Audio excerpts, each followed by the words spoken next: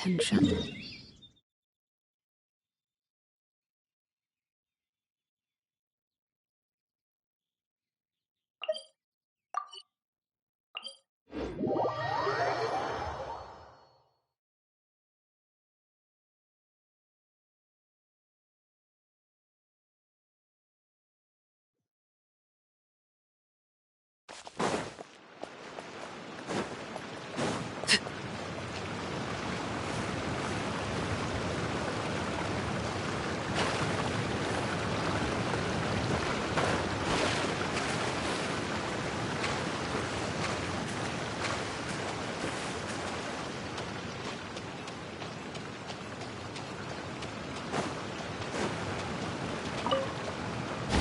An assassin from our homeland, or a fool who trespasses upon the waters of Chingsa.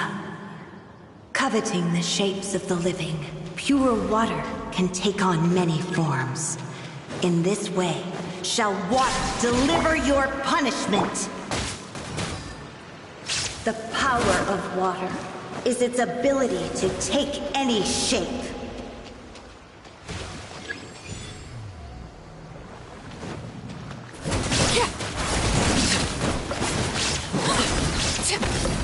Without solid ground, terrestrial creatures become simply helpless.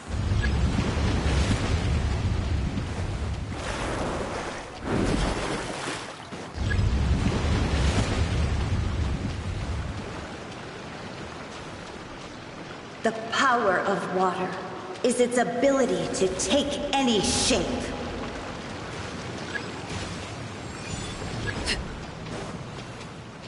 Laid bare. Commendable.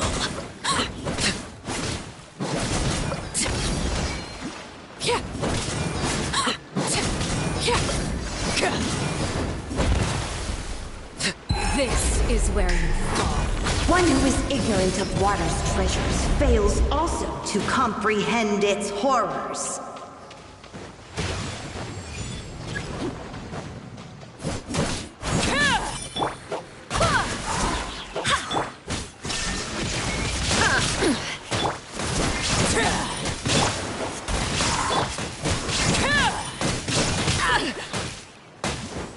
I'll protect us.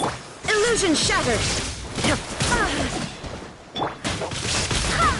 I swear by my sword. Let's see what happens when you lose your foothold.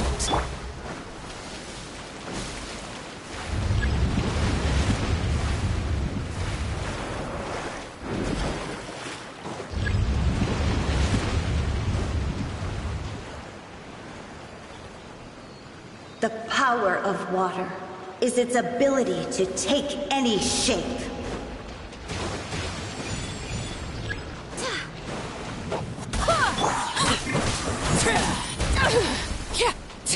Transfixed.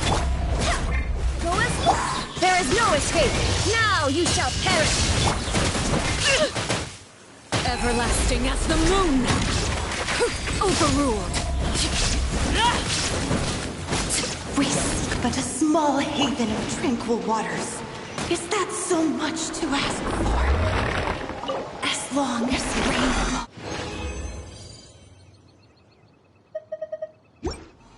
and rivers flow. Water.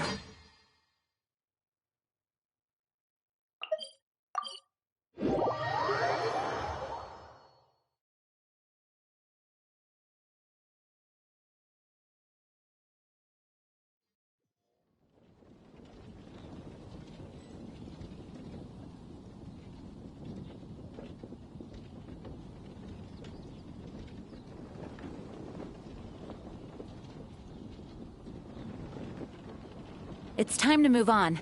We shouldn't stay here. Did you hear about the prophecy in Fontaine? The prophecy in Fontaine? Oh no, what's happened now?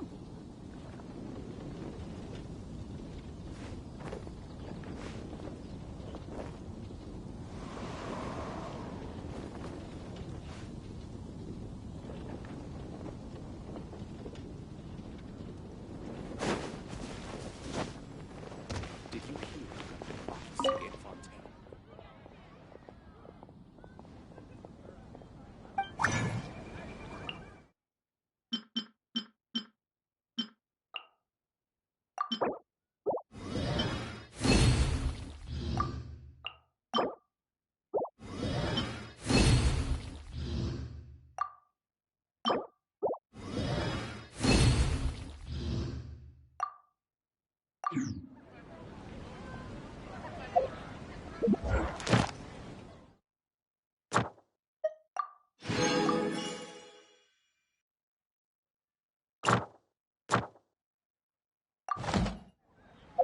And a radish veggie soup.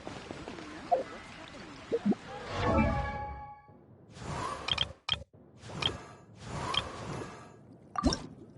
La da da da da da da da da da.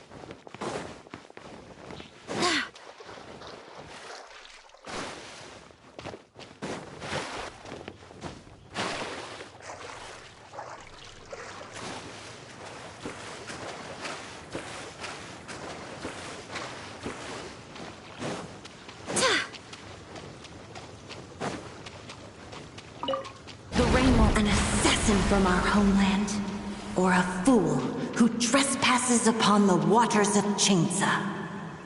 Coveting the shapes of the living, pure water can take on many forms.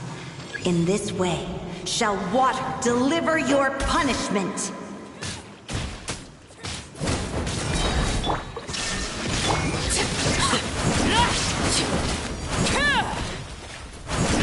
The power of water is its ability to take any shape.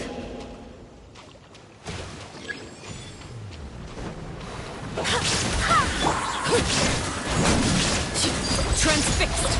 Without solid ground, terrestrial creatures become simply helpless.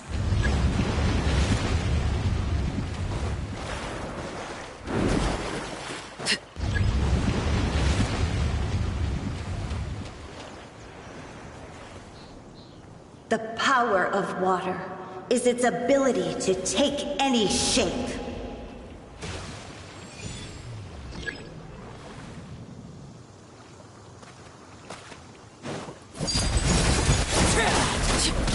Witness my rise!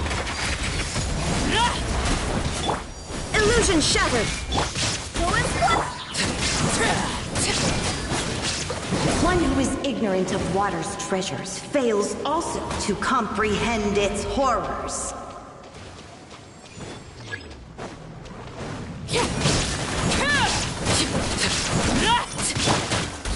Wind, hear me.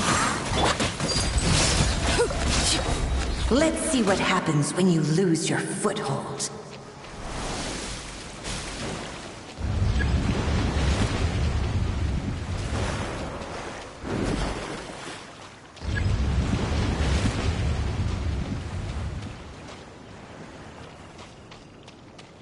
The power of water is its ability to take any shape.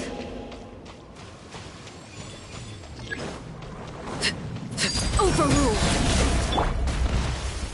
There is no it. This is where you fall. Laid bare. We seek but a small haven of tranquil waters. Is that so much to ask for?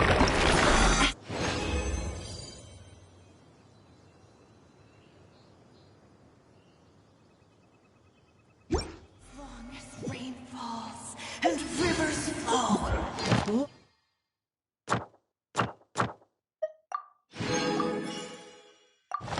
Water will exist forever.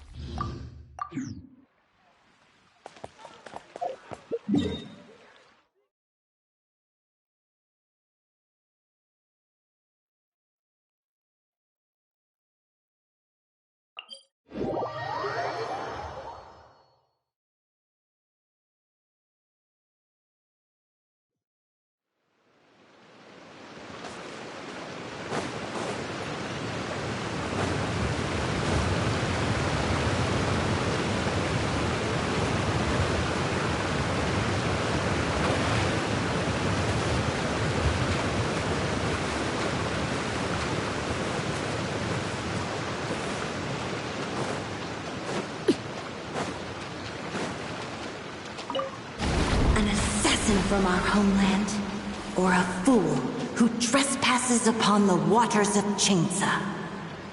Coveting the shapes of the living, pure water can take on many forms. In this way, shall water deliver your punishment!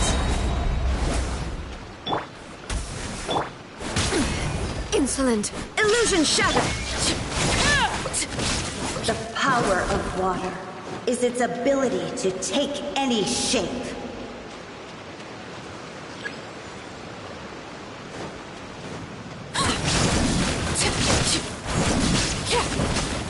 Without solid ground, terrestrial creatures become simply helpless.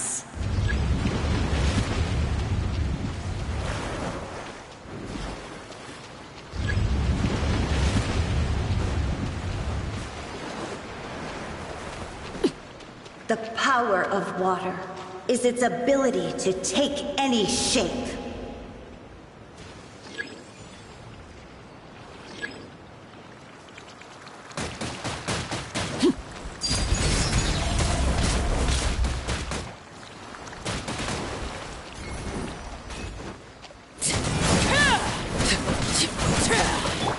There is no everlasting as the moon! Overruled! One who is ignorant of water's treasures fails also to comprehend its horrors.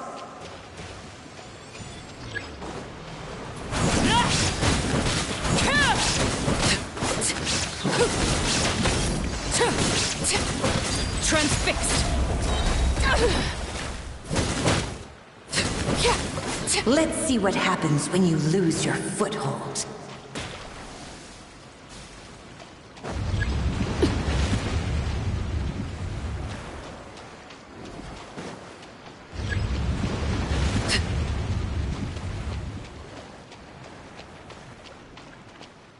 The power of water is its ability to take any shape.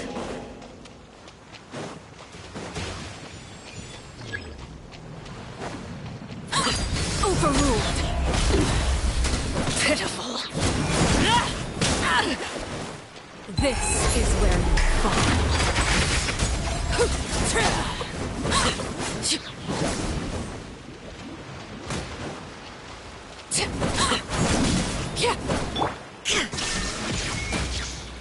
Torn to oblivion! We seek but a small haven of tranquil waters. Is that so much to ask for? As long rain falls and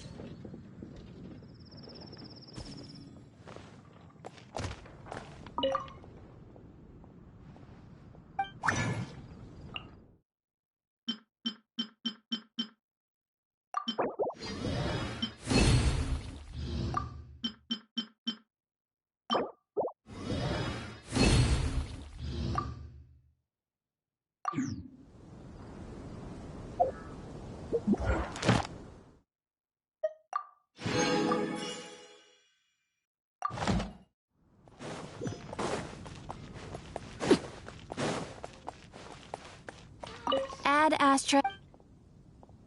Thank you for completing today.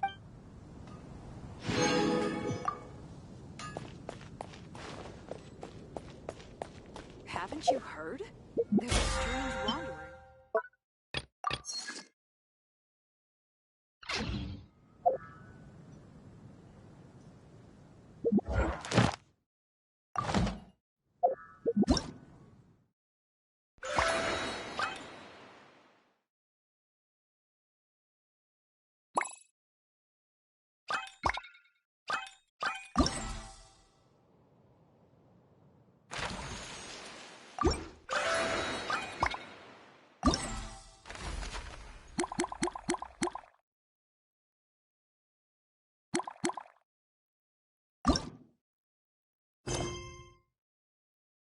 What could the children be up to? Never.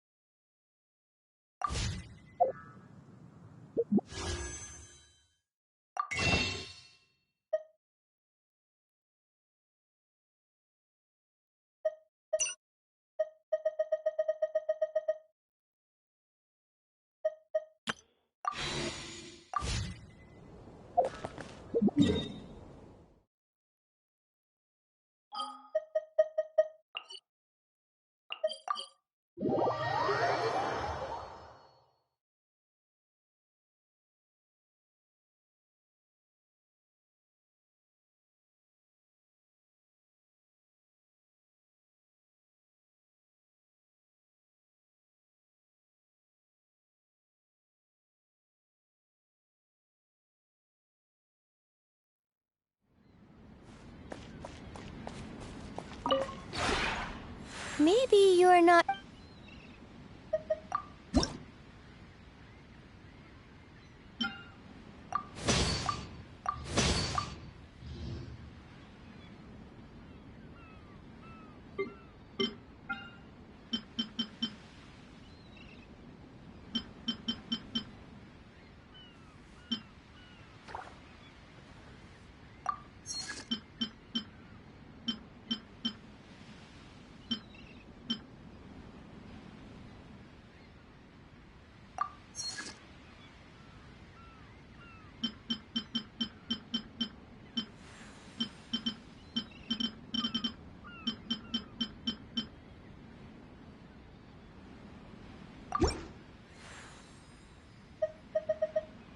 If you ever have any.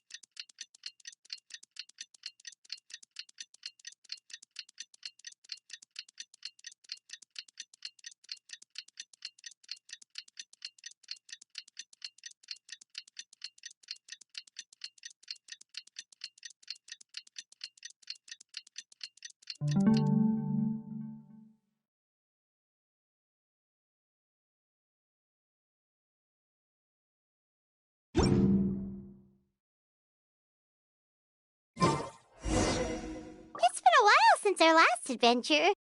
Oh, Paimon wonders how Minnie Durin is getting along in Simbulanka. Let's go to the Forest of Blessings and take a look.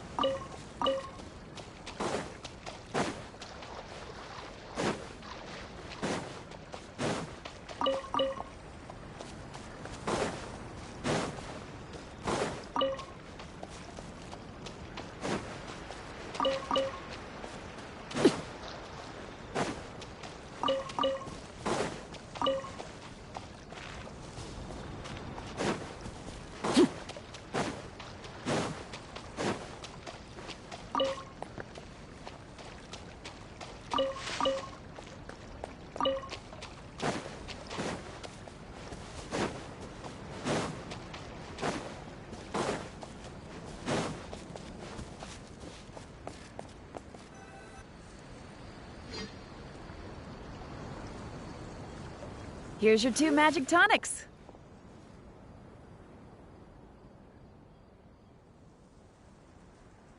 Why, thank you, young lady. And might I add that you're looking quite lovely today.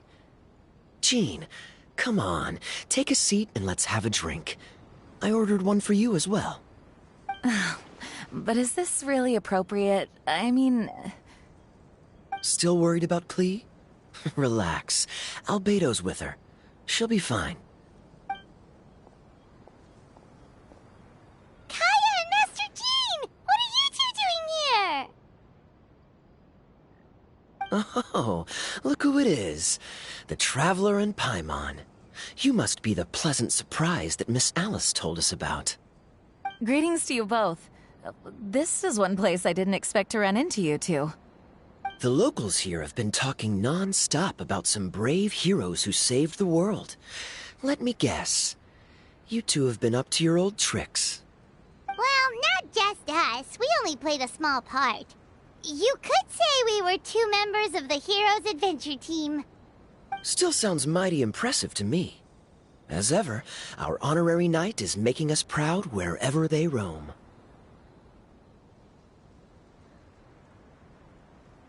That's right. We received a letter of invitation from Miss Alice, proposing that we take Klee for a vacation in Fairyland when work dies down.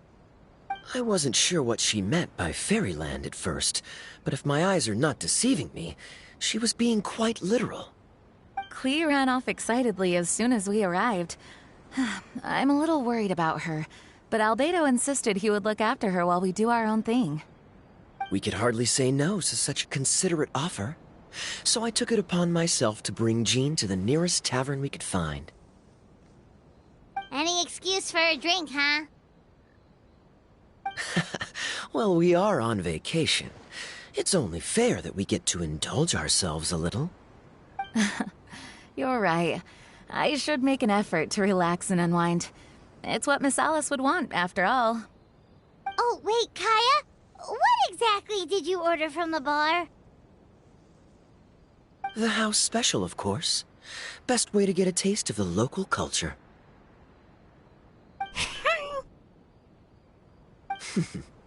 Why are you making that face, Paimon? Nothing. I'm just perpetually amused by your lifestyle, that's all. Go on, drink up. Something tells me I need to tread carefully here. Let's see, it's got a lovely color, but how about the taste? Ah.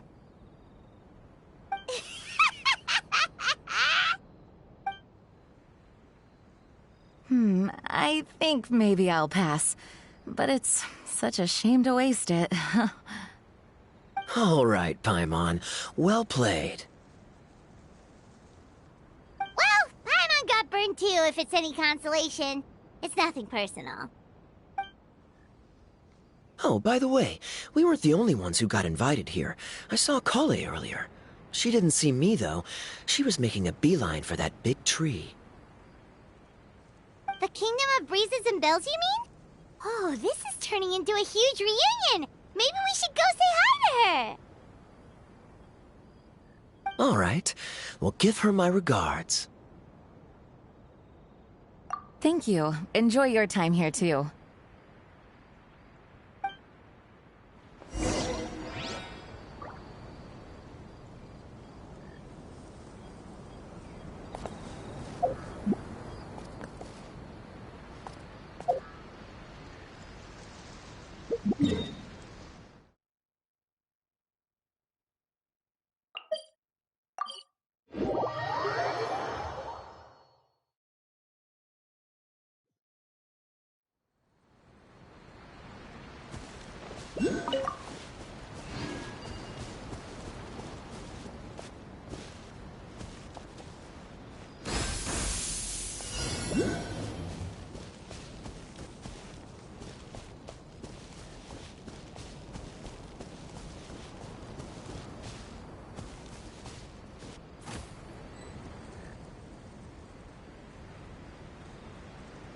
The structure of the tree houses here is nothing short of amazing.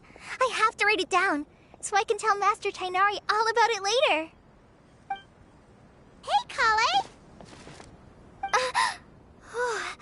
scared me. Traveler and Paimon? You got invited here too? Yep. Well, they sort of skipped the invitation part, but anyway, what you doing out here? Something caught your eye? Oh, yeah. I'm trying to observe and summarize the structures of the trees here, and also the animals that live here. Well, the residents, I guess? I still can't get over the fact that they're all someone's origami handiwork. Once a forest ranger, always a forest ranger, huh? Not sure you'll be able to apply much of what you learn here back home, though, with this being a magical world and everything. What? Over there, by the giant footprint. Have those houses always been there?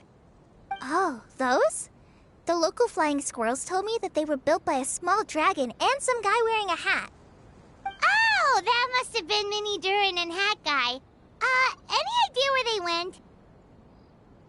Supposedly, after building the houses, they went to somewhere called, Constellation Metropole? Did I say that right? Yep, you got it. Oh, also, when the locals mentioned the dragon, did they seem at all, did they say how they felt about him at all? Now that you mention it, the atmosphere changed a little when they talked about him. Oh no. They mentioned some stuff along the lines of past misunderstandings and welcoming new members. I only just got here, so I know very little about what has happened in the past. They seemed genuinely grateful for the houses, though, and said they were going to plan a welcome party. Oh, thank goodness. Phew. Sounds like the forest has begun to accept him. It's a step in the right direction. Are you looking for that small dragon? Yeah, he's a new friend we made after we arrived here. No way! Really? I'm getting more and more interested in your story. No. I've got to save it for next time. For now, I've got to make the most out of my time in this wonderful world. Oh, there's no rush. Just take it slow and enjoy yourself. Like Kaya. Oh, he sends his regards, by the way. Oh, Mr. Kaya is here too? Then I've got to go say hi to him. Well, right now he's at the tavern and he probably won't be leaving until he's drunk. Not that he'll ever reach that point because his alcohol tolerance is so high. Basically, it's Kaya. You know where to find him. You make a good point, Paimon. Then I'll focus on exploring for now and go catch up with him later. Shall we go pay a visit to the Metropole Traveler? Maybe Minnie, Durin, and Hat Guy are still there. Oh, right. By the way, something pretty interesting has been happening in Sumeru recently. Master Chanari has been working really hard on it, so if you have time, definitely go and check it out. Sounds good. We'll find some time in our schedule.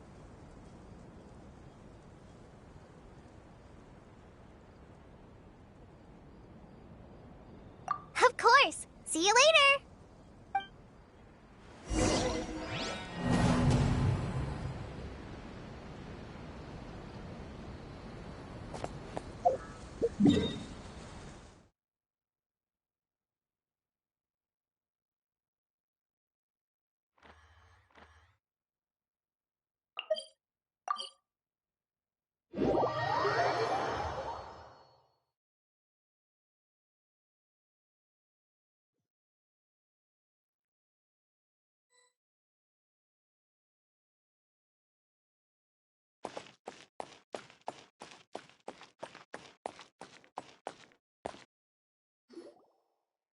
What? Are my eyes deceiving me? There is no way. I can't believe it. Hey, Mona! We heard you muttering from a long way away. What's up? Oh, is your scry glass acting up again? Oh, it's you, the saviors of this world. My scry glass is fine, but I'm not sure I can say the same about my eyes. Look! Look at this statue! What? Is it broken or something? Looks fine to Paimon. That's your master, right? AKA the goddess of prophecy? I refuse to believe it. There's no way that old hag looks anything like this.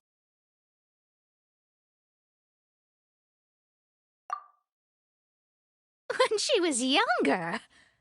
Oh, actually, now that you mention it, this does remind me of the fashionista phase she wrote about in her diary. She can't hear me, can she? I swear I just got chills down my spine. Either way, it's probably a little rude to talk about her right under her statue. But how do you know it's a statue of her if you never saw her as a young woman? I did a quick scry when I came into this world, and when I saw the stars' reflections, I was at a loss for words. It looks like fate in Simulanka is based directly on Tevat. A projection of real-world fate to form an image of reality. Or in layman's terms, basically the creator made this world inside a mirror or a lake, and this world is the reflection. Still sounds pretty impressive. The more I scried, the more familiar everything looked. It's her work, there's no doubt about it. Even so, everything's far more complex than I'd imagined. Trying to decipher it all is giving me quite a headache. I also asked the locals about her. They call her she who has dominion over the stars and the course of fate itself. Not even a pretense of humility. Clearly, she let the role of creator goddess get to her head. Not that I'm surprised in the least, of course. It certainly matches the tone of her diary. Anyway, we should change the topic. Oh, so Mona, have you seen a small dragon around by any chance? He's about the same size as Paimon, but with tiny little wings. Ah, you mean the one that caused all that trouble. I haven't seen him for myself, but I heard that he came to the Metropole not long ago to formally apologize for his actions.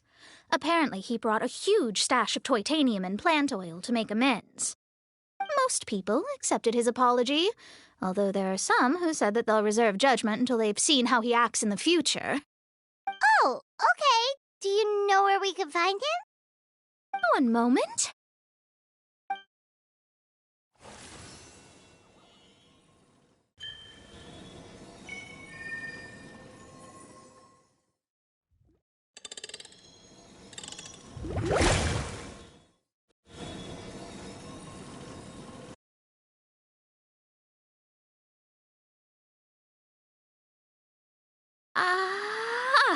It looks like he's at the Broken Sea.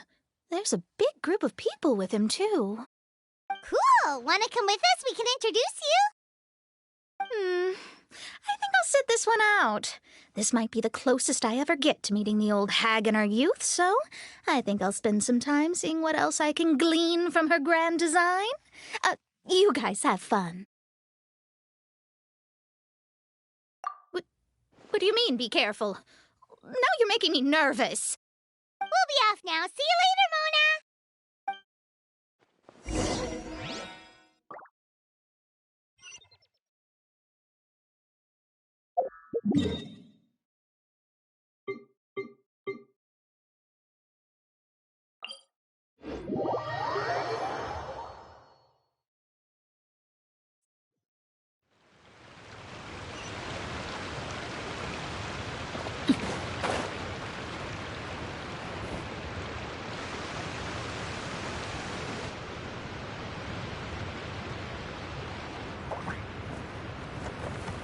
Osvaldo Hafnavines!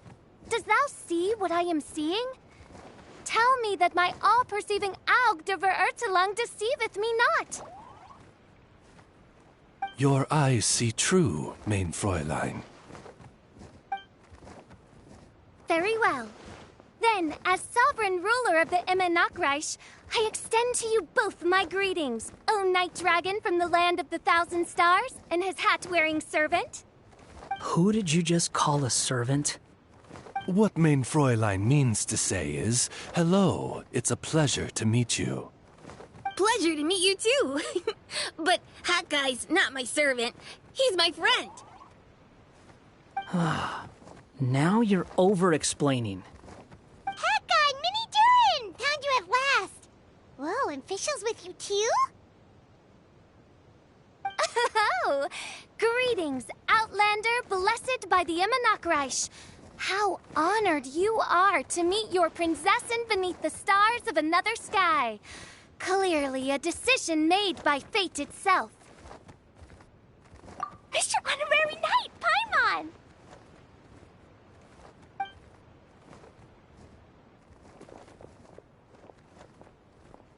Greetings. You both look well.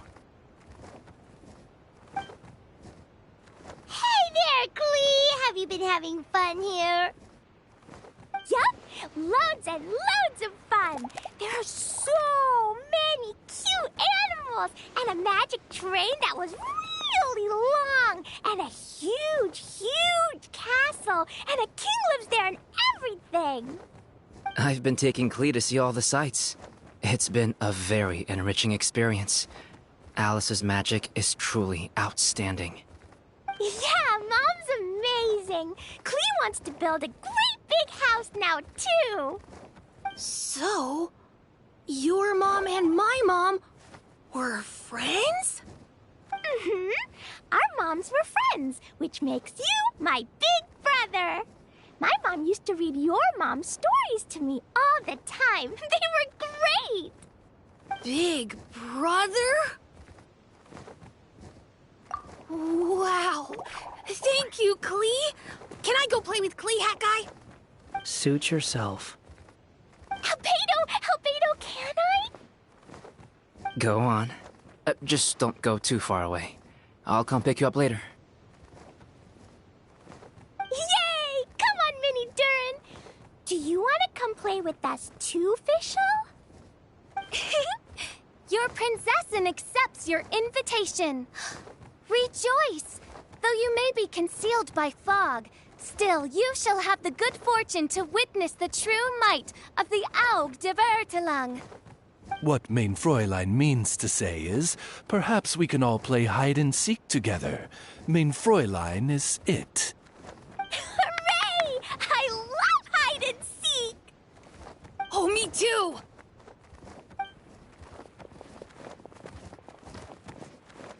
To return to our previous discussion, Mr. Hat Guy, you were telling me about a prophecy? I heard B talking to M. What she said was... Since you're so persistent, let me tell you a secret. Our child will one day rise from the dead. Is she saying that Dragonspine Durin will come back to life? I only heard it in a memory, so don't hold me to it. Understood.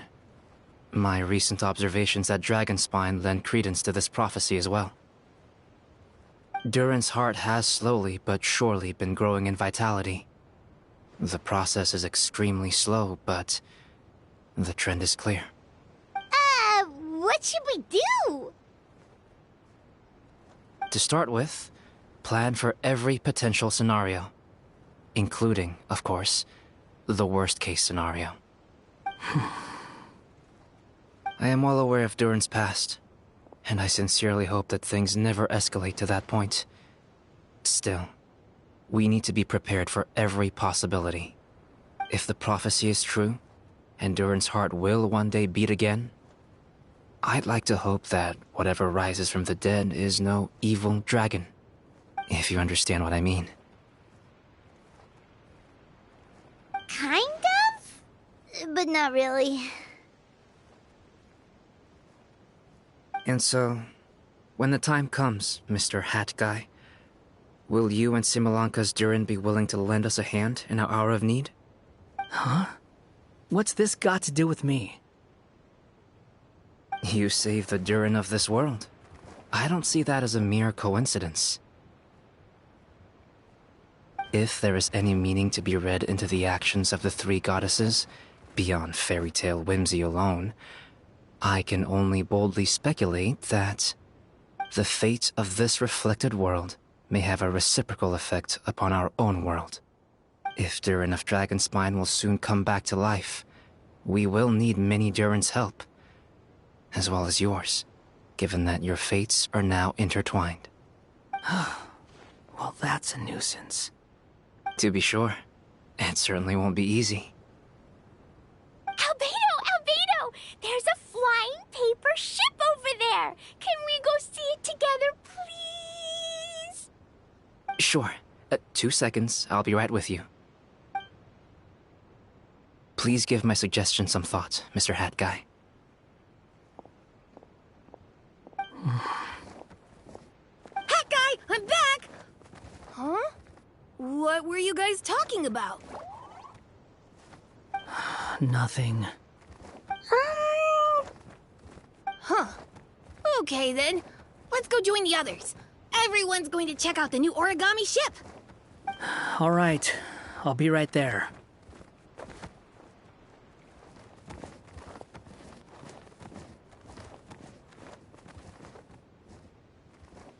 Why would I be? Do I strike you as someone who cares about other people's issues?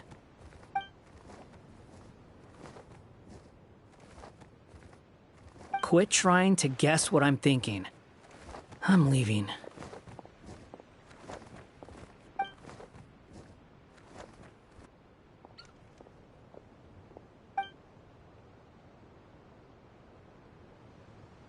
Aww, what a lovely little boat!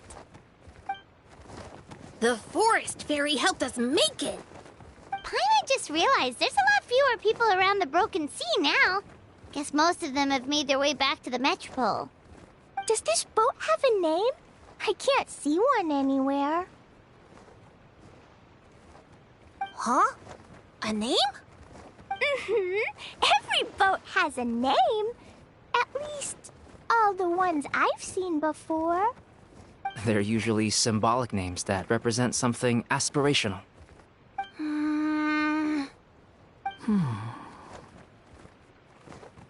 Let's go with the Durin. Huh? You want to name it after me? Oh, you mean to wish Mini Durin a safe voyage as he sails into a new chapter of his life beyond this world? Your princessin approves. Let this vessel bear the name of the most esteemed dragon of the night. The Turin. Let's call it that then. Thank you, Hat Guy. Also, can I ask you a favor? Go on. Remember how Mom's friend said I should be able to leave this world? Well, I want to pay a visit to your world. Just a quick trip, can we? Huh? Is that a no? Paimon thinks that's a great idea. If the people of Simulanka are allowed to go to Teyvat, then what's the problem with taking Mini Durin there for a visit?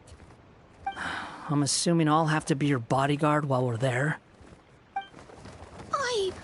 I can protect myself. And I'll do what you say.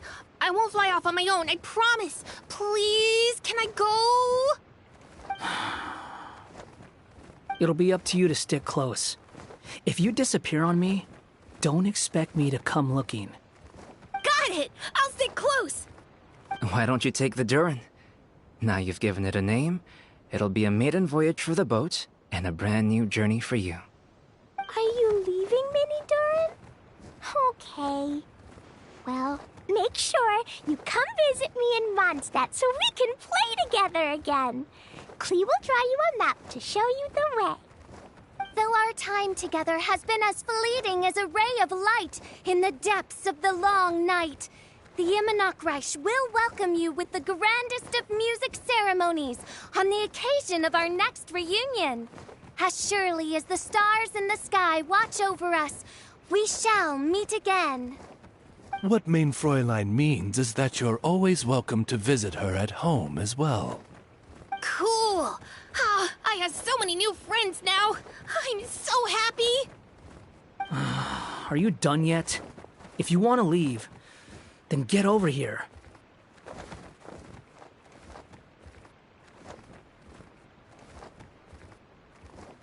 Thank you, everyone. Thank you so much. The blessings you gave me are more precious than any treasure and more beautiful than any fairy tale. Next time, it will be my turn to make your wishes come true.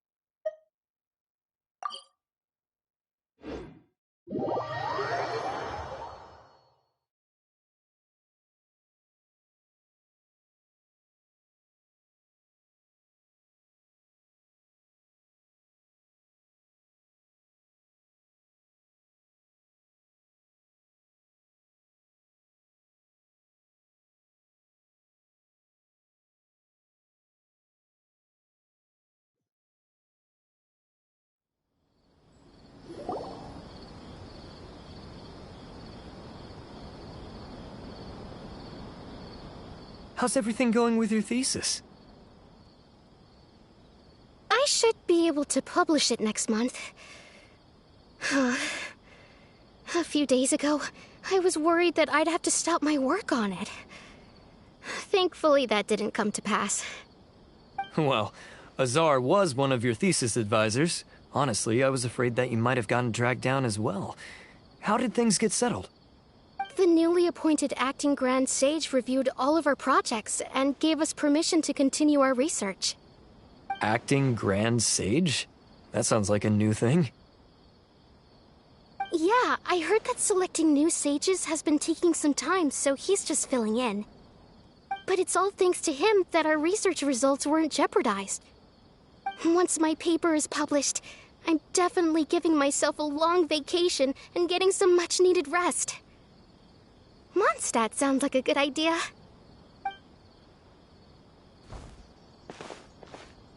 They're really out of their minds, making Al-Haytham the acting Grand Sage? Take it easy, Professor. I'm puzzled as well. Just going by qualifications, you're one of our most preeminent scholars. I don't know why they picked a stripling like him. Fool! Do you think I'm angry because I wasn't chosen for the position? No! It's because I don't understand why they chose him! He was one of my students, but he rarely attended class. When I asked him about it, he retorted that self-study was better use of his time. What brazen arrogance! Misery of miseries! For the Academia to have him as the acting Grand Sage?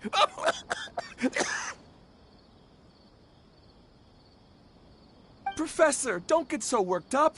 I'll go get you some water. Psst. Want to hear a secret? I've heard the new acting Grand Sage is from Haravatat. Really? Who is it? Someone named Al-Haytham. Never met him myself, but he's a real hot topic right now. Lots of things being said about him. Hard to tell what's true and what isn't, though. There's also a Vahumana scholar who's been in the spotlight recently. They say that he's a likely pick to be one of the next sages. Oh, is he teaching any courses? Maybe we should drop by. Wow. News of Al-Haytham being the acting Grand Sage sure spread fast. Some people don't know who he is, though. Guess he's less famous than Paimon thought.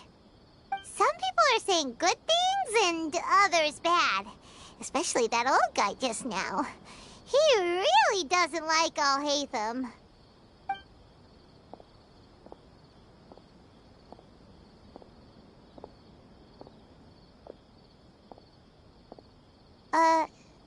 Hey, are you okay? You don't look too good. The Matra. The Matra? I'm Ilias. I have to talk to a Matra about something important. In the state you're in? You shouldn't push yourself. Why don't you tell us what happened and we'll pass on your message to a Matra? No, I have to tell them myself. They are the only ones I can trust. Sorry, can you lend me your arm? This is an important matter. Failure is not an option. Since you put it that way, fine. We'll take you to a Matra.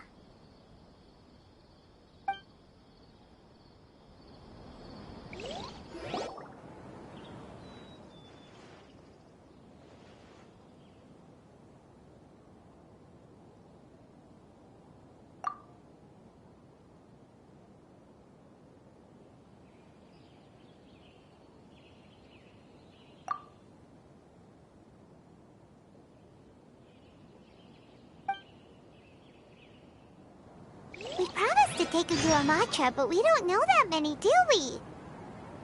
Oh, wait! Sino should be back at the Academia! Let's go find him!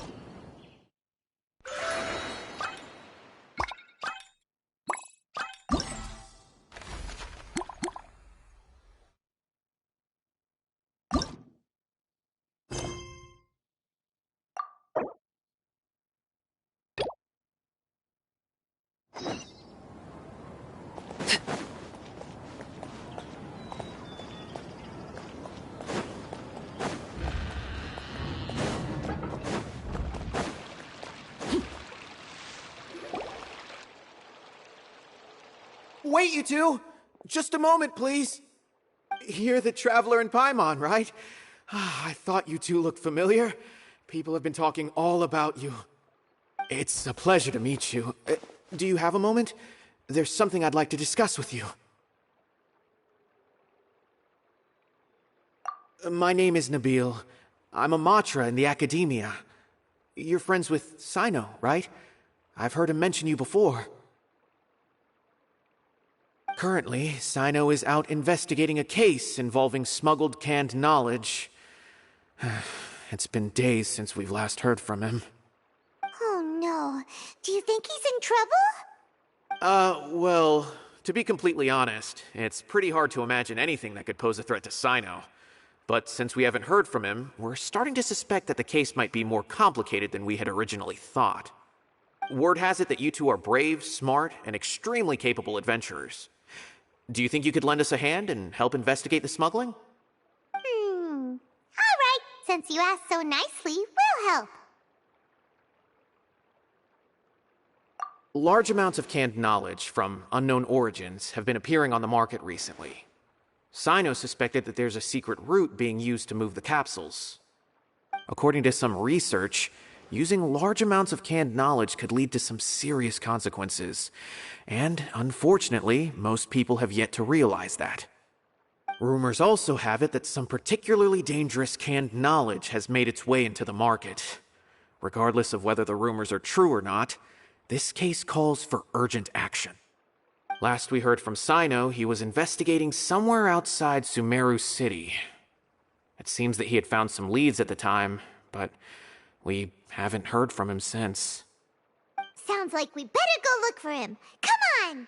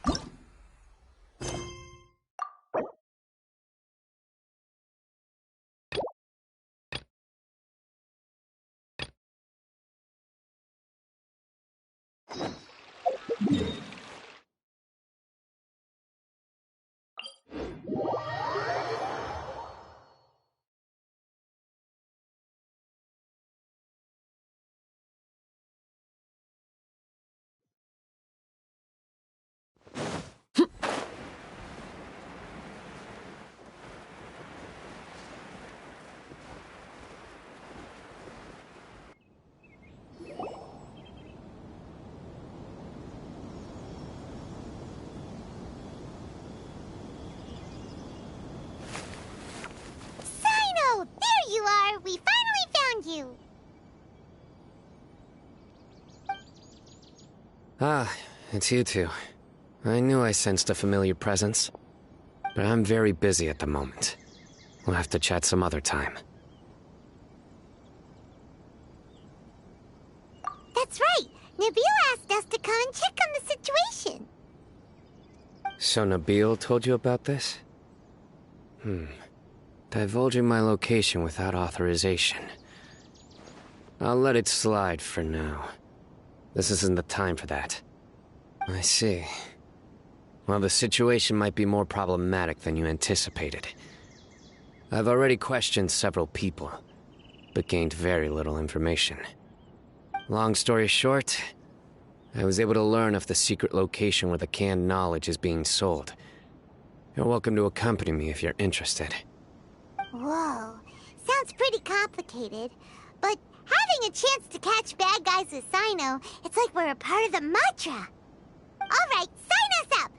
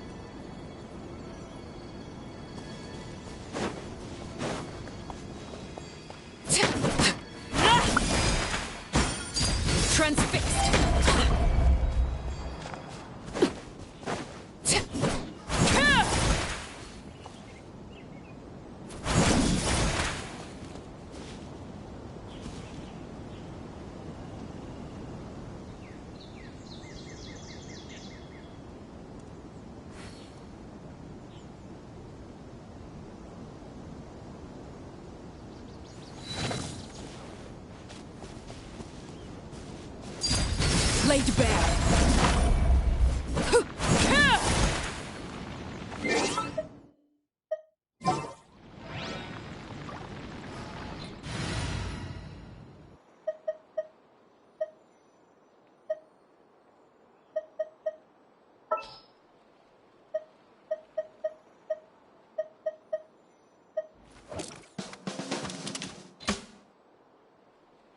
Armed and ready.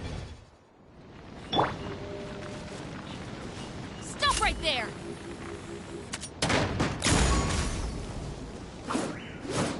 Ah! You asked for it!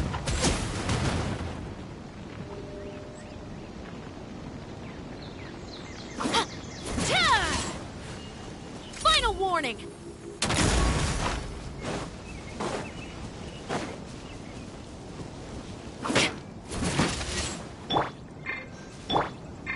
Overruled.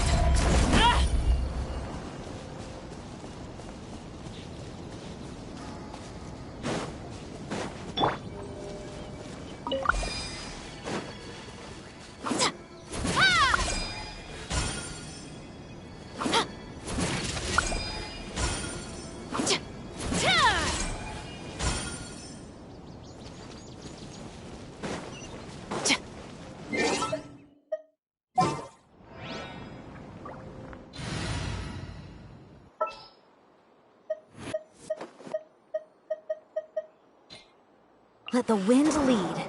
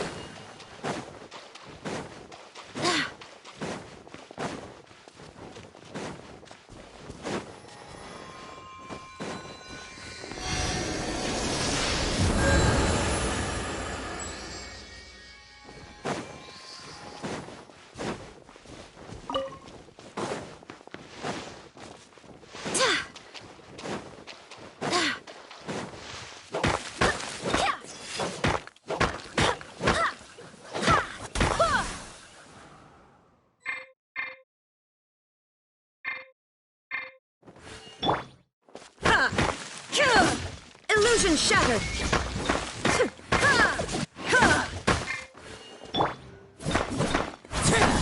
Laid bare!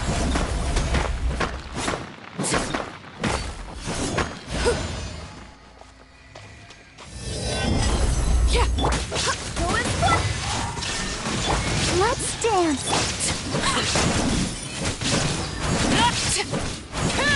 Witness my rise! Overruled! Shine down!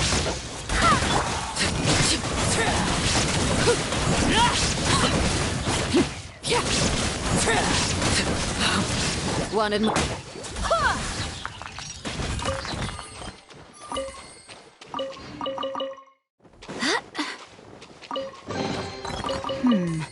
Things are going a little too smoothly today.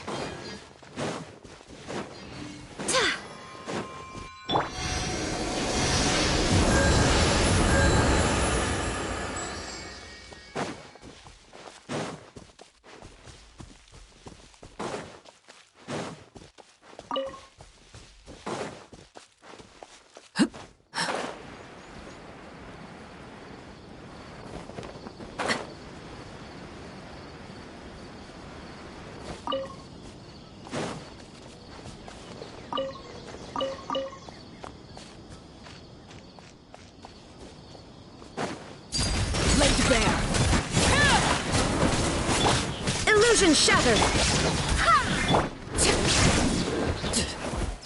You're open!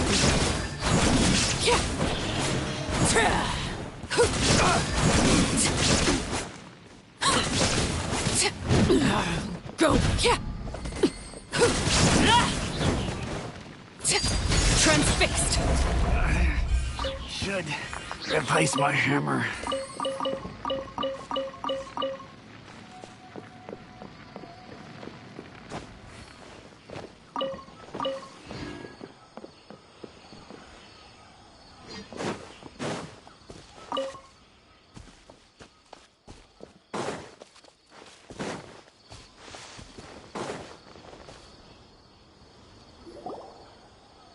Is this all you got? Seems even less than last time. What difference does it make? If you see something you like, buy it.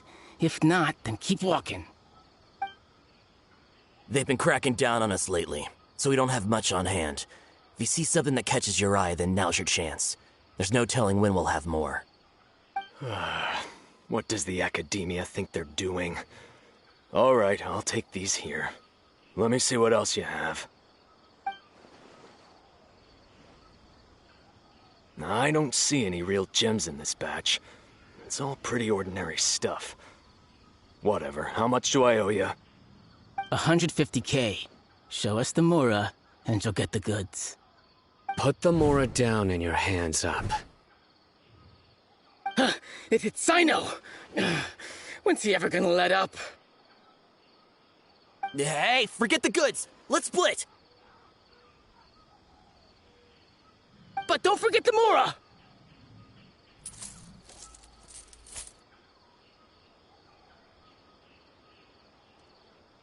Done! Not so fast! You can't escape with Paimon on the case! What is this? He's got backup now? Doesn't everyone say Sino works alone? I don't like the looks of this. Either way, it's gonna be a tough fight. Any ideas? It's over. It's not like we're making a big cut anyway. I'm not losing my life here. Huh? Did they really just give up like that? Just like the others I've cut. They're not deep in the circle, just dealers at the bottom of the chain. All right, I have one question and one question only. Where did you get this canned knowledge? The pickup location is different every time. The boss tells us where it's gonna be and that's it. We don't get a say in it. He sends someone every 5 days to bring us the goods. And when is the next batch coming? I don't know.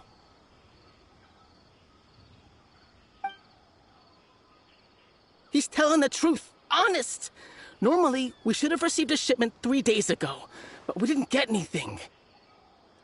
The stock we have right now is from 8 days ago, which is why there isn't much left. I know exactly why they didn't receive their last batch. 3 days ago is exactly when I started my investigation. I suspect who's ever running this whole thing knew that I was coming. So they cut all contact with these dealers. When you were trying to escape, you said something about me working alone. Where did you hear that from? Are you kidding? We've known your name since day one in this business. The boss warned us to watch out and even gave us info about you. But here we are. I guess we never stood a chance. They already knew all about me and were trying to avoid being detected from the very beginning. These small fries are the only ones they leave out in the open. And no matter how many we catch, it won't further our investigation. If only we had another lead. Like a merchant who sells large amounts of canned knowledge. Huh? Oh, you mean someone like nothing? Do you have a potential suspect? You'd better bring them to me for judgment. Whoa! Judgment? That's right. I won't turn a blind eye on any dangerous suspect. Oh! Sounds like we shouldn't ever let Sino meet Dory. I see. Anyway, I'll think of a way to deal with these two and then continue gathering information. If you manage to learn anything, you can find me at Caravan Rebot. And as for you, I don't ever want to catch you buying canned knowledge again. If you possess any unused knowledge capsules, then you should submit them to the authorities immediately. Okay, I got it. Just keep your nose out of my business. Hey, what's with the attitude, mister? What, you got a problem with that too?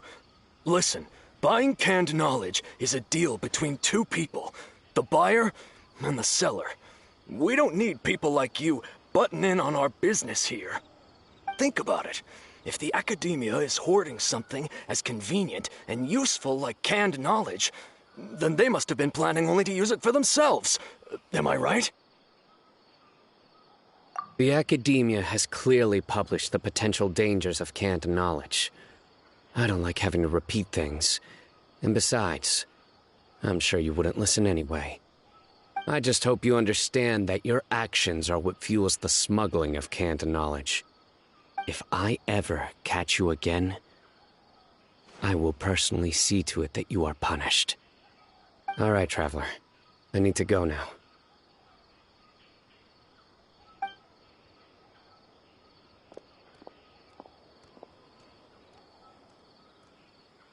Ha! You think you can scare me? Traveler, why don't we go talk to Dory? She's got loads of connections and might be able to tell us something about all this. If Paimon remembers correctly, she's usually at the Palace of Alcazar's Array. Let's go!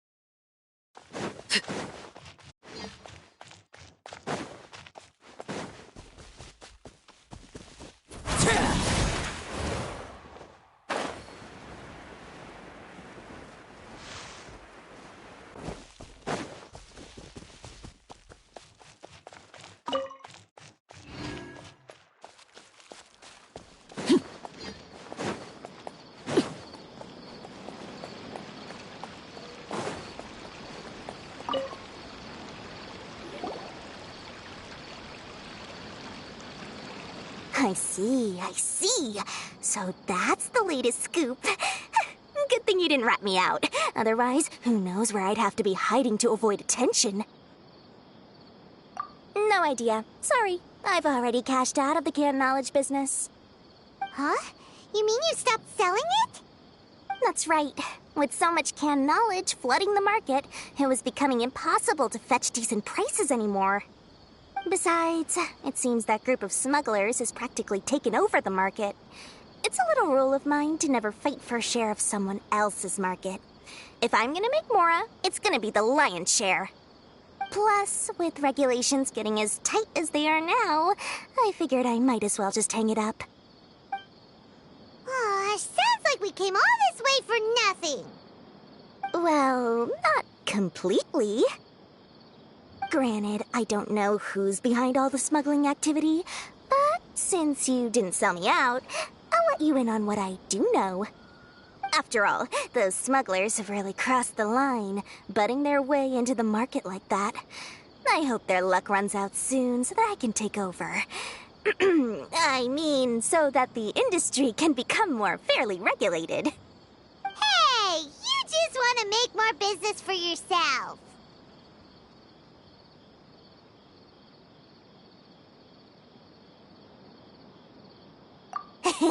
Don't underestimate its value.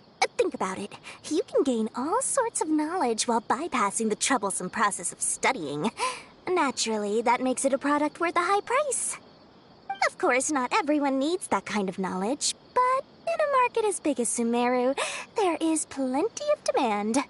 Plus, the cost of production is relatively low, so even if dealers have to cover transportation costs, there's still an enormous profit to be made. Then why does the Academia prohibit selling canned knowledge? Being able to gain complex knowledge and become a scholar with the snap of your fingers does sound like a dream, doesn't it? But everything in the world comes at a price, right? Gaining knowledge is a complicated process. It requires learning, thinking, and practice. Even when it comes to my own business, I have to go through a lot of preparation before I put anything out for sale. But with canned knowledge, one may simply skip all the hassle and get whatever they need to know immediately. That inherently leads to at least two potential problems. First, you'll accept the knowledge as factual without a second thought, and you'll find it very hard to forget. This means that if the knowledge is flawed, then it'll be very difficult to correct. And second, excess use of knowledge capsules over an extended time diminishes your ability to think. You'll end up becoming like a library that can only store knowledge. Oh, that does sound pretty dangerous. Traveler, you used canned knowledge before. Did you feel any negative effects?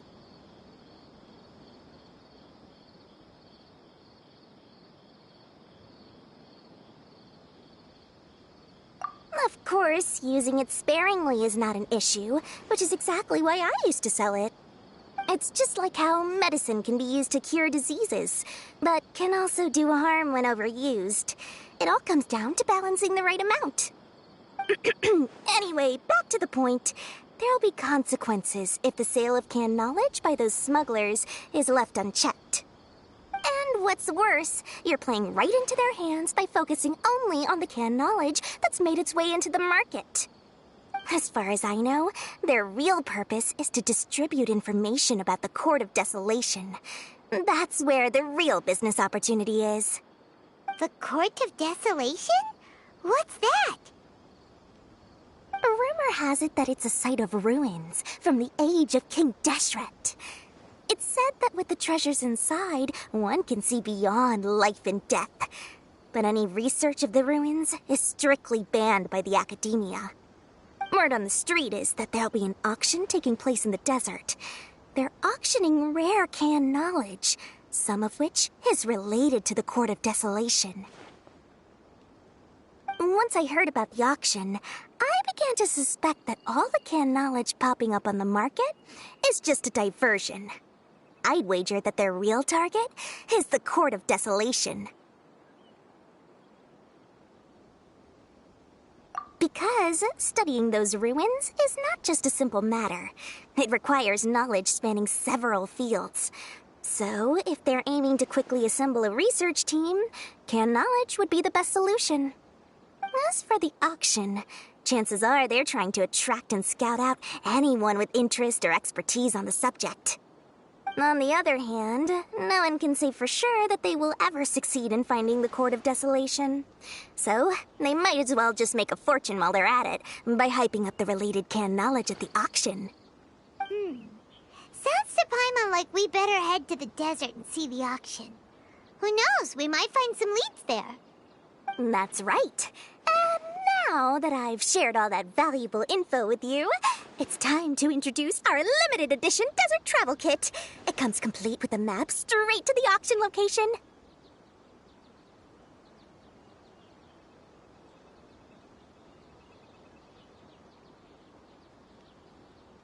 As I said, I also have to make preparations before I sell things, right?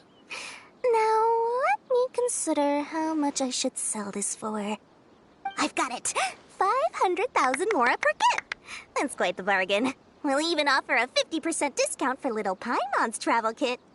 Only 250,000 mora. What? That's super expensive! No need to worry, little one. Sino's the one heading this investigation, isn't he? I'll be sure to bill all the expenses to him. All you'll need to do is tell him to go to the Merchants Guild and pay the bill once the mission is completed. Just, be sure to not send him directly here, though, okay? That would leave me completely in the open. I'm sure the General Mahamatra of the Academia would never leave any debt unpaid. And I can only imagine the funds he's allocated for investigations. Oh, maybe I should charge him more. We'd better get going. If Dora keeps at it, we'll be out of Mora.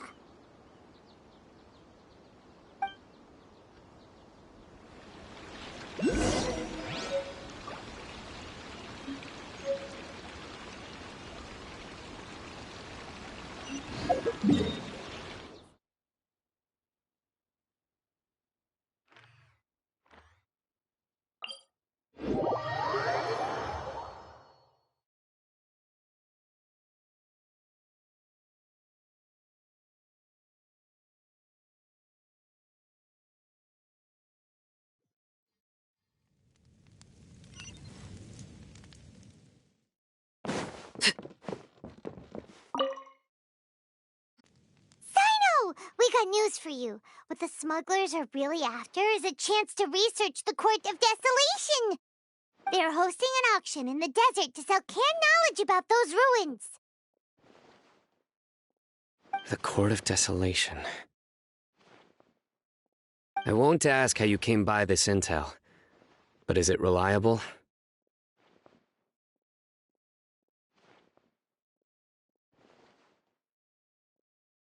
We also heard that the Court of Desolation contains treasures from the time of King Deshret. Is that true? Partially. It was a secret place built by a dark sect from the age of King Deshret. The ruins do contain treasures, but the place is also rife with unknown dangers. According to past research, one must forfeit their life as the price of entering. They are not some ordinary ruins, so the Academia has strictly prohibited any related research. However, if they are using the canned knowledge as a way to move information and recruit researchers, then I suppose your conclusion does hold some validity. Regardless, we need to go into the desert.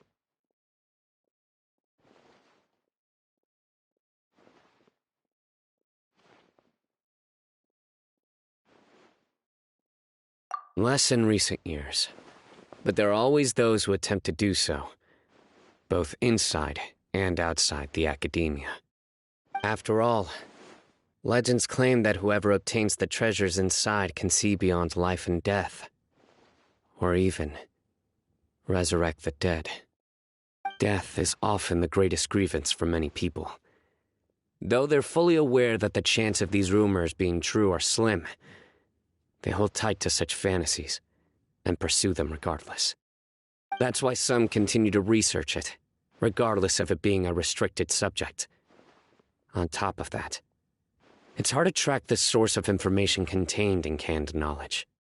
Do you know where the auction is taking place? Good. We'll go investigate. But before that, we'll have to get rid of these people tailing us. Huh? People tailing us? That's right. Let's begin to leave town and see what happens. I'm sure they'll reveal themselves as soon as we make a move. Don't worry. I'll make short work of them. That's Sino for ya. But we can lend a hand too, you know.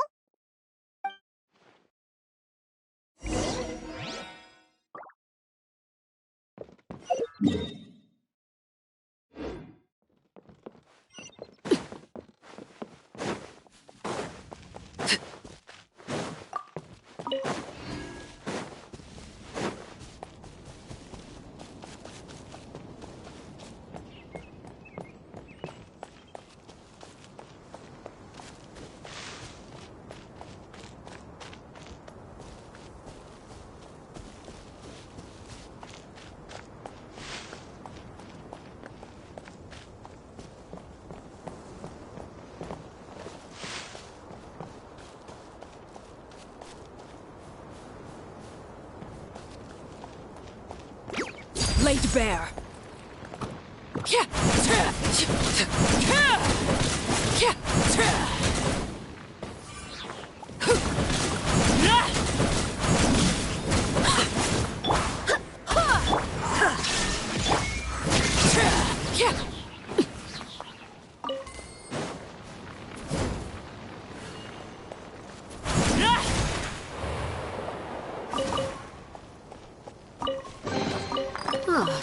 Something with which to commemorate this occasion.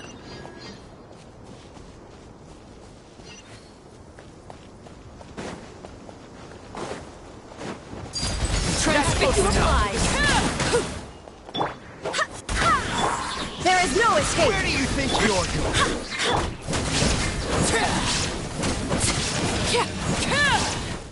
This is where you fall. Overruled.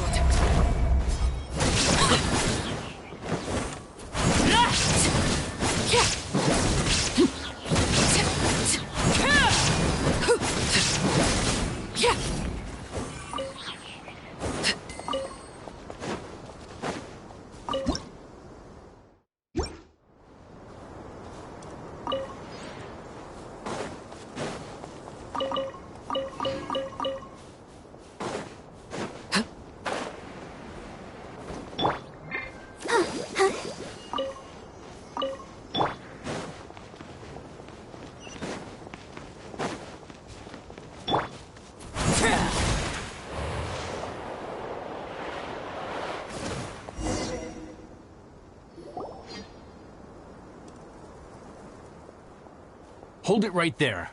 Heading to the desert, are we? I would think twice if I were you. Huh? Who are you? That doesn't matter. All you need to know is that someone wishes to inform you that it's not too late to turn back. You must be Sino. I've heard a lot about you. You've got quite a reputation. But this time you're in over your head. Unless you turn around right now, I'm afraid that even you won't return unscathed. And as for you two, why bother sticking your noses in trouble that doesn't even concern you, hmm?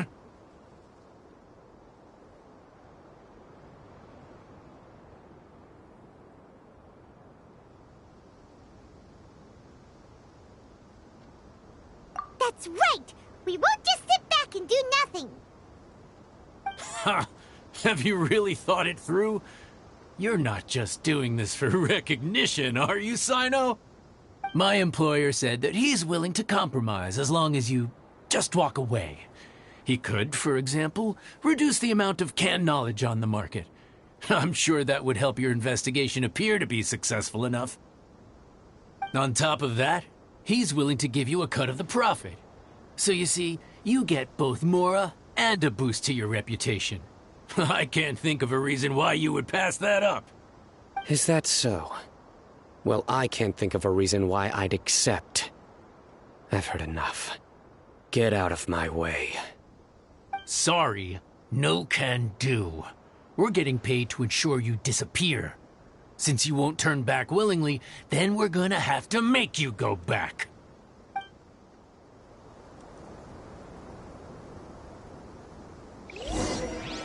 Happy to oblige. New punching bag. Surrender! Shine down! Now you shall perish! I swear by my sword!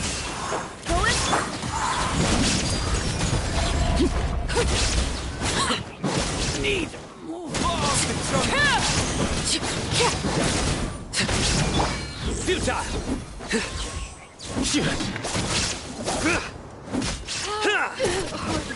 You are not welcome. Nowhere to run! Lucky today. Come on, you coward. Transfix! Let the show begin. There is no escape!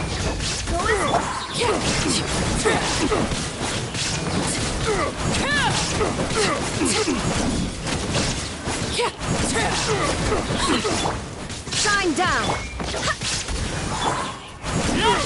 Overruled! Regret. This doesn't change anything. You're in over your head, Sino. There will be others coming for you. You'll regret it.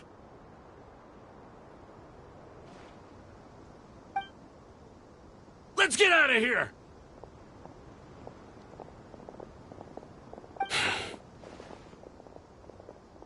No need. Even if we apprehend them, there'll be little information to gain. Besides, it might also be a trap. I apologize for bringing you into this dangerous mess. Just being associated with me will inevitably cause you to become targets as well. You should be careful from now on. Sleep with one eye open. Wait, hold on! There's no way anyone could sleep without closing their eyes? Right? You'd be surprised. Anyway, just be careful. Mercenaries are never quick to forget. In their line of work, even a single failure is bad for reputation. They may even stay hidden in some dark corner for a very long time, waiting for the right moment to ambush you. They'll do any— Yes. I remember it like it was yesterday. I was carrying out a mission with one of my superiors. I didn't have much experience at the time, and I let my guard down after we had closed the case. We ended up being attacked by the remainder of the mercenaries. My superior was injured while protecting me, and we struggled to gain control of the situation. I've become more vigilant ever since, staying alert even while I sleep. Whoa! Who could have seen that coming? Was he okay? He survived with a fractured wrist. It took 2 months for him to recover. But luckily, there weren't any further complications. Last year, he transferred to an administrative role for personal reasons, and no longer participates in live missions. His name is Taj Radkani, a very well-respected Matra. You'll have the chance to meet him someday. Anyway, our mission will be dangerous. I'm already used to such grueling conditions, but I don't want to see you two get hurt. Don't worry, Paimon will stay alert. We'll see danger coming a mile away.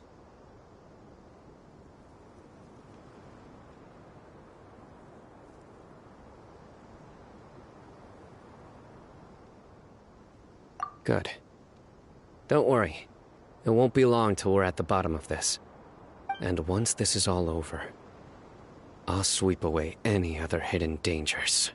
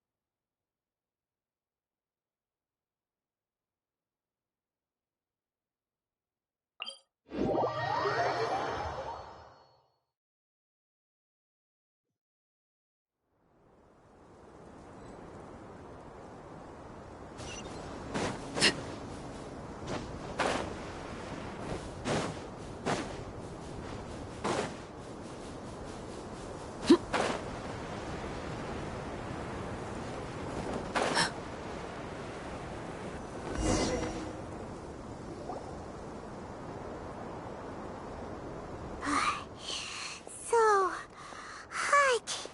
If only there was some shade for us to cool off under.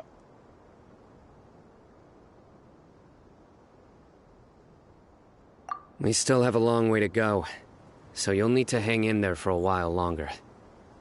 This is not a good place to rest anyway. Okay. But don't you feel hot too, Sino? Of course, but I'm accustomed to these conditions. Care to share any tips?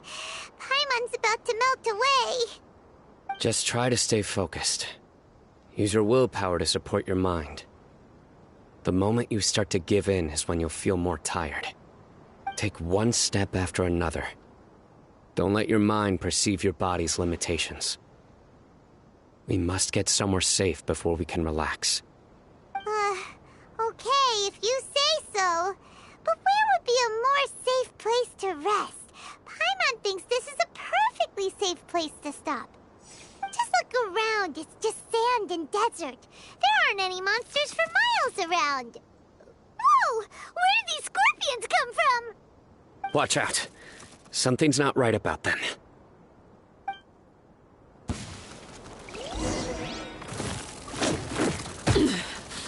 Pitiful.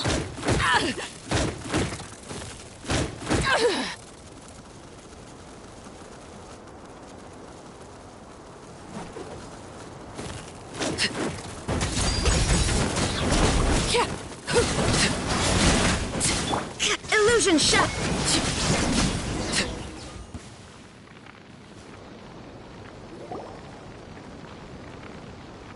Whew. Well, Paimon really didn't expect to see those here. Those weren't just normal scorpions. See? There are marked numbers on their pincers. They were raised by someone. Someone doesn't want us to show up at the auction. These scorpions were sent to keep us away. We are surrounded by desert as far as the eye can see. If we were killed out here, nobody would ever know. This place is super dangerous. Good thing we didn't let our guard down. Something's not right. There are no roads in the desert, so how could they know where we are? Stay still. Here's the answer. They must have planted this on you. Huh? What is it? A miniature tracking device made by the Ksharawar. They can use this to discern your approximate location. But this device wasn't licensed for mass production. Where did they get it? Could someone from the Ksharawar also be involved? But that doesn't seem right. Whoa! Paimon never knew that kind of thing even existed! Why would it be on him? They probably planted it on the Traveler during our fight with the mercenaries earlier.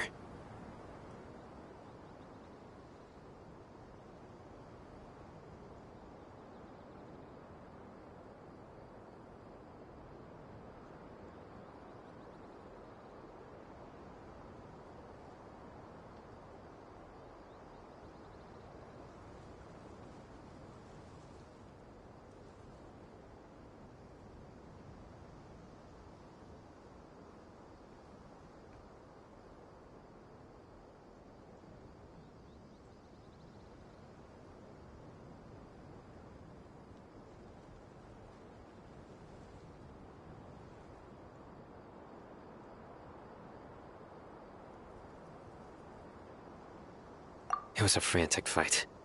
It's only natural you didn't notice the device. Well, good thing you were able to find it, Sino. Now let's get rid of it. No. Hold on to it for now. It might still be useful for us. Let's keep heading to the auction. It would be dangerous to linger here any longer.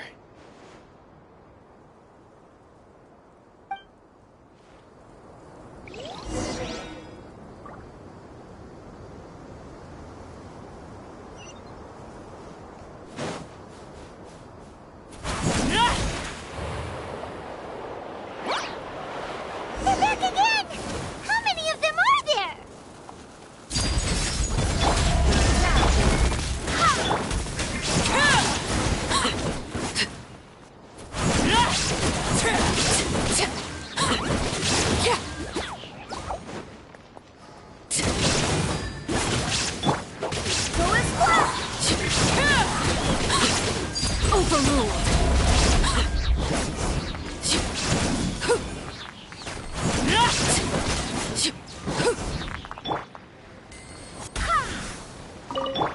Let's dance.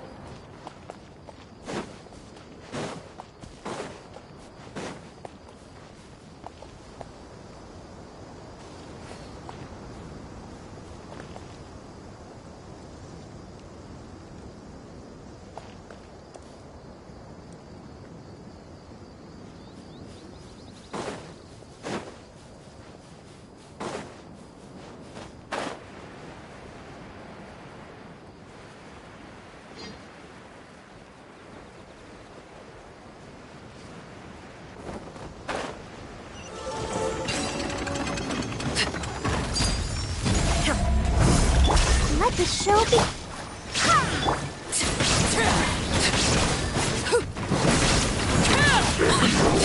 Barbados, guide us. Torn to oblivion.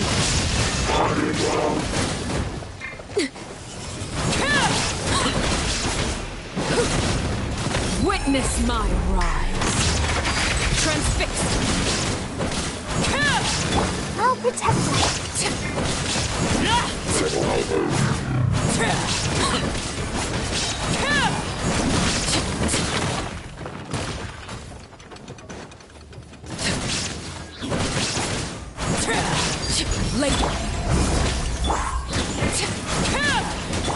Illusion shattered.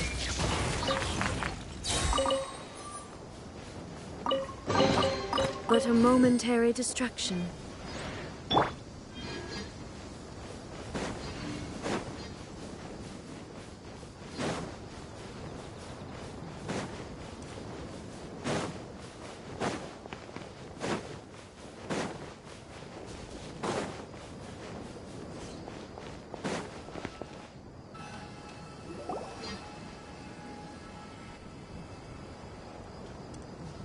Weird.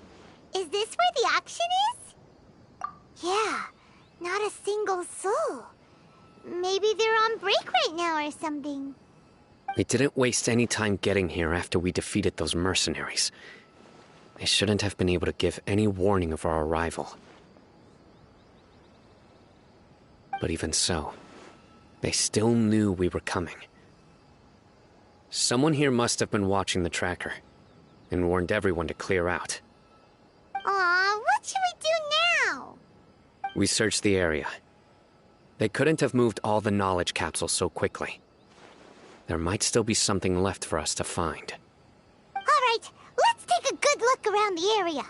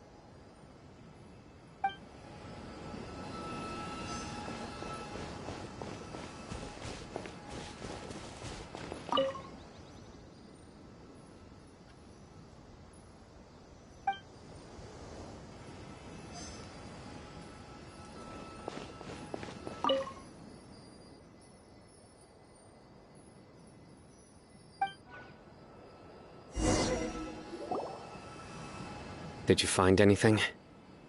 No, nothing in particular. It's possible there weren't many knowledge capsules containing info about the Court of Desolation, so they carried those off. But don't worry. I have another idea. You two start heading back the way we came. I will remain hidden here. Come back and meet me here after some time has passed. I'm sure something will... They packed up in a hurry and didn't have time to carry off all their goods. They won't just leave them here. Once they think we've left the premises, they'll be back to pick up their belongings. We just need to make sure the tracker goes far enough from here to make them assume that it's safe to come back. Oh, Paimon gets it. We'll lure them out because they'll think we've left. Okay, we'll start heading away and leave this place to you. Yes, and don't worry. If they dare to return, I'll make sure they stay.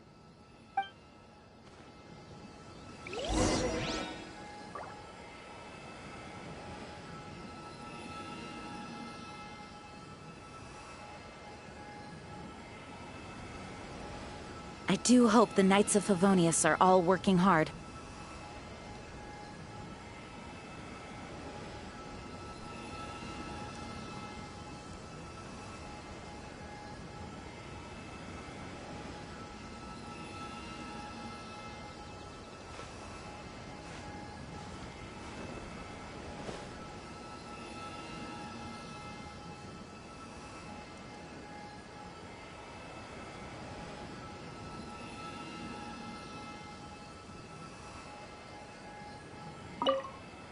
There's no time to lose.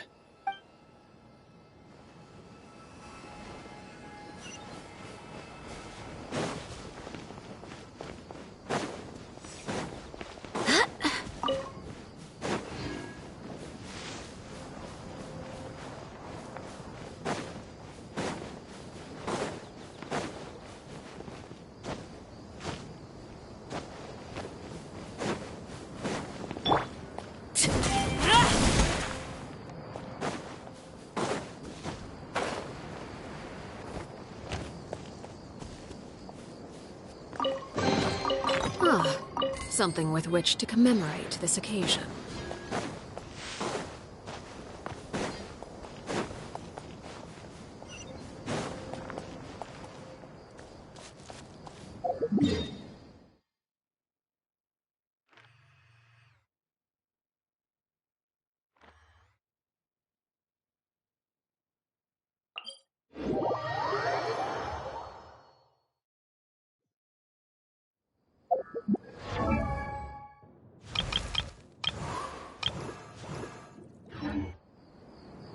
Something you wish to report? Go on. You have my undivided attention.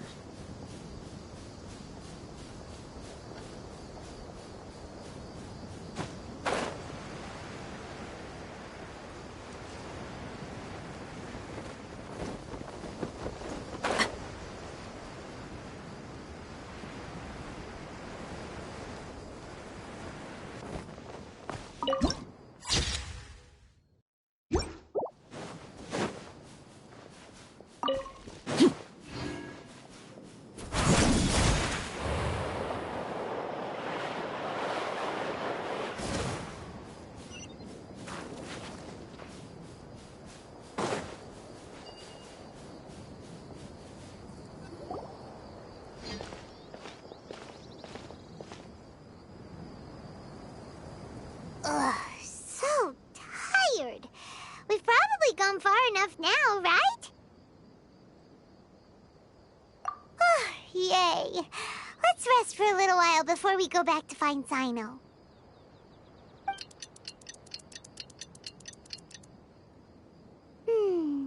It's probably about time for us to head back to the auction. Let's go. Maybe Sino's finally found some leads.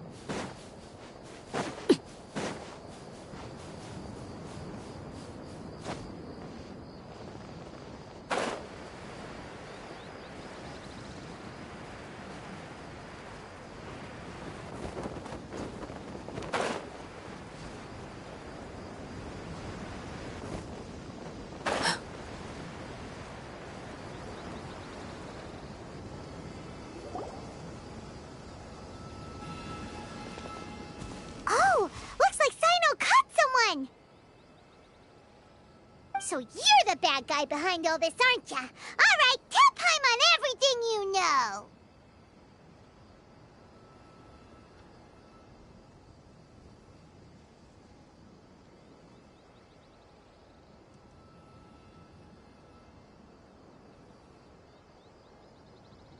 I didn't act immediately when he showed up. Rather, I laid low and observed for a while instead. He is not the primary instigator, but he is most likely one of the more important dealers here. Am I right? Yes, impressive. You certainly live up to your reputation, Sino. If I had any idea you were still around, I wouldn't have gotten so greedy. Huh? Greedy? What do you mean by that? Once everyone knew you were coming, all the canned knowledge dealers abandoned their goods and fled at once. Obviously, there wasn't time to pack up everything. Since all the goods were just left here unsupervised, I thought I'd use the opportunity to come back and take what I could. You know, free merchandise is good business, but I suppose there's no use explaining it now.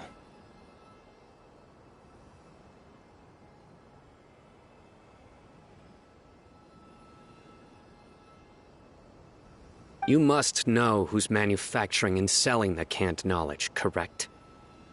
Will you tell us willingly? Or do I need to make you talk? No, I'll talk. But before that, perhaps we can take the conversation elsewhere?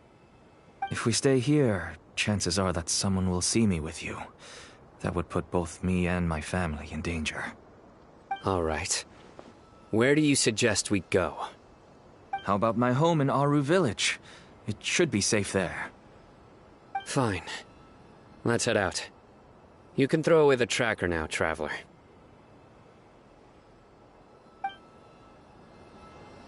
Listen, buddy, you better not try to trick us. Come on now. Do you really think I'd try to pull anything under Sino's watch? Seriously, what can I even do?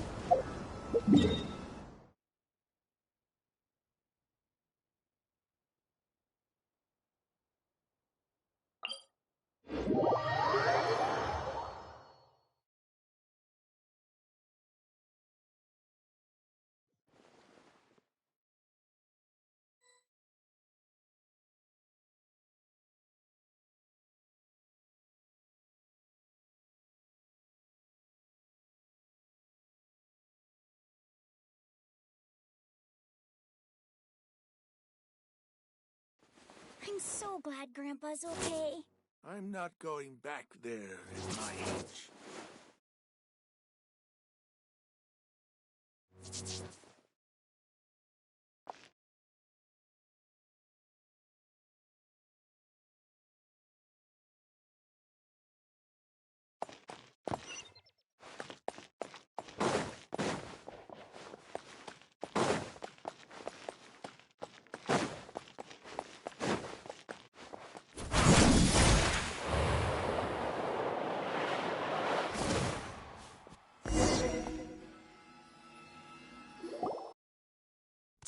You're back!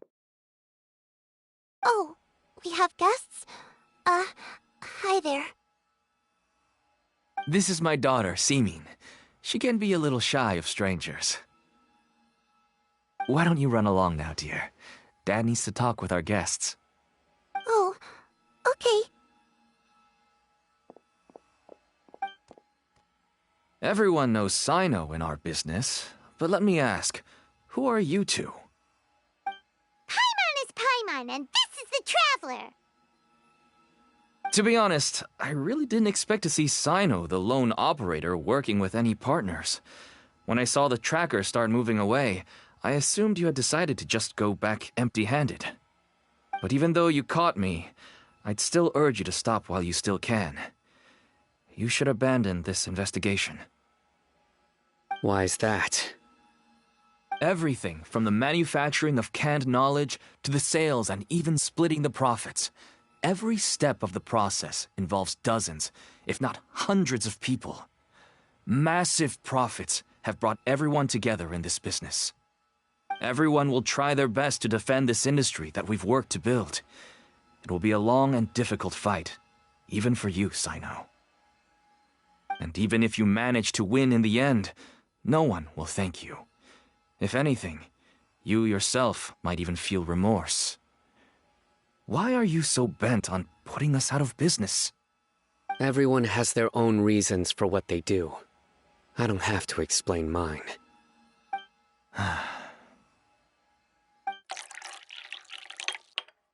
Here Here's some tea, Dad. And for the guests, too. Right. I forgot to offer tea to our guests. Thank you. Don't mention it. And, I should tell you that our tea tastes kind of bitter, but I put some sugar in to make it a little tastier. That's my girl. Do we still have any sugar left? If not, I'll buy some more next time. Yes, we do. Okay. I'm gonna go have a rest now. Didn't you say that everyone's in it for the massive profits? That sure doesn't seem to be the case for you. Actually, that's what I wanted to talk to you about.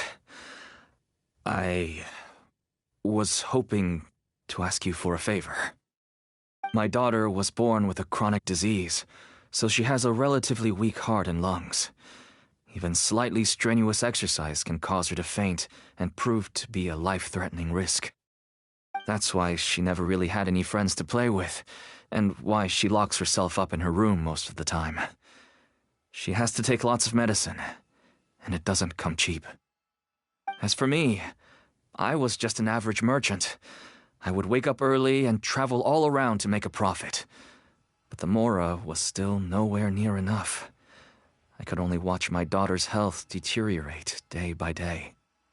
Until one day, someone reached out and showed me a way to really make a profit. Selling canned knowledge? That's right. With all the Mora I made, I could finally afford medical treatment for my daughter. Nothing made me happier than seeing her get better. There are many others like me. Smuggling canned knowledge might seem like an unforgivable crime to you, but to us, it's a means of survival. I wanted to tell you all this so that maybe you could understand and change your mind. Please, stay out of this, Sino. Give us a way to survive. Oh no. That means that if we prevent the sale of canned knowledge, his daughter will...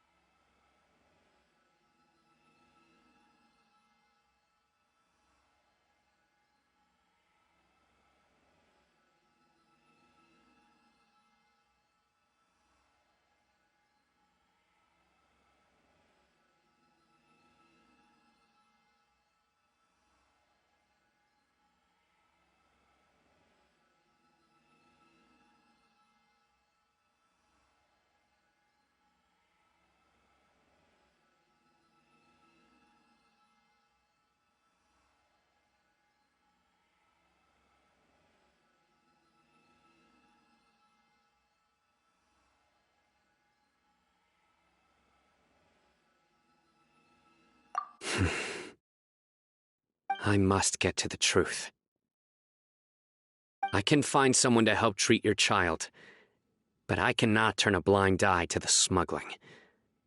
These are two completely different issues. I somehow knew you would say that.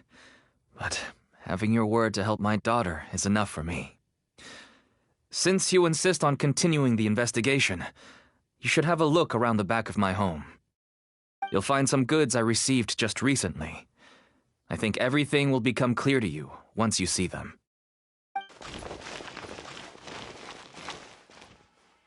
Whoa! Look at all of this! Yes, all neatly packed away and organized in boxes. To think that this is only one dealer's worth.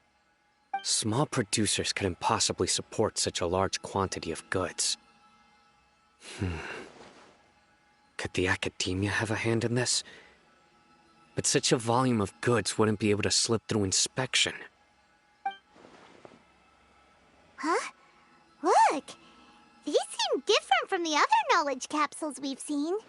Maybe they contain knowledge about the Court of Desolation.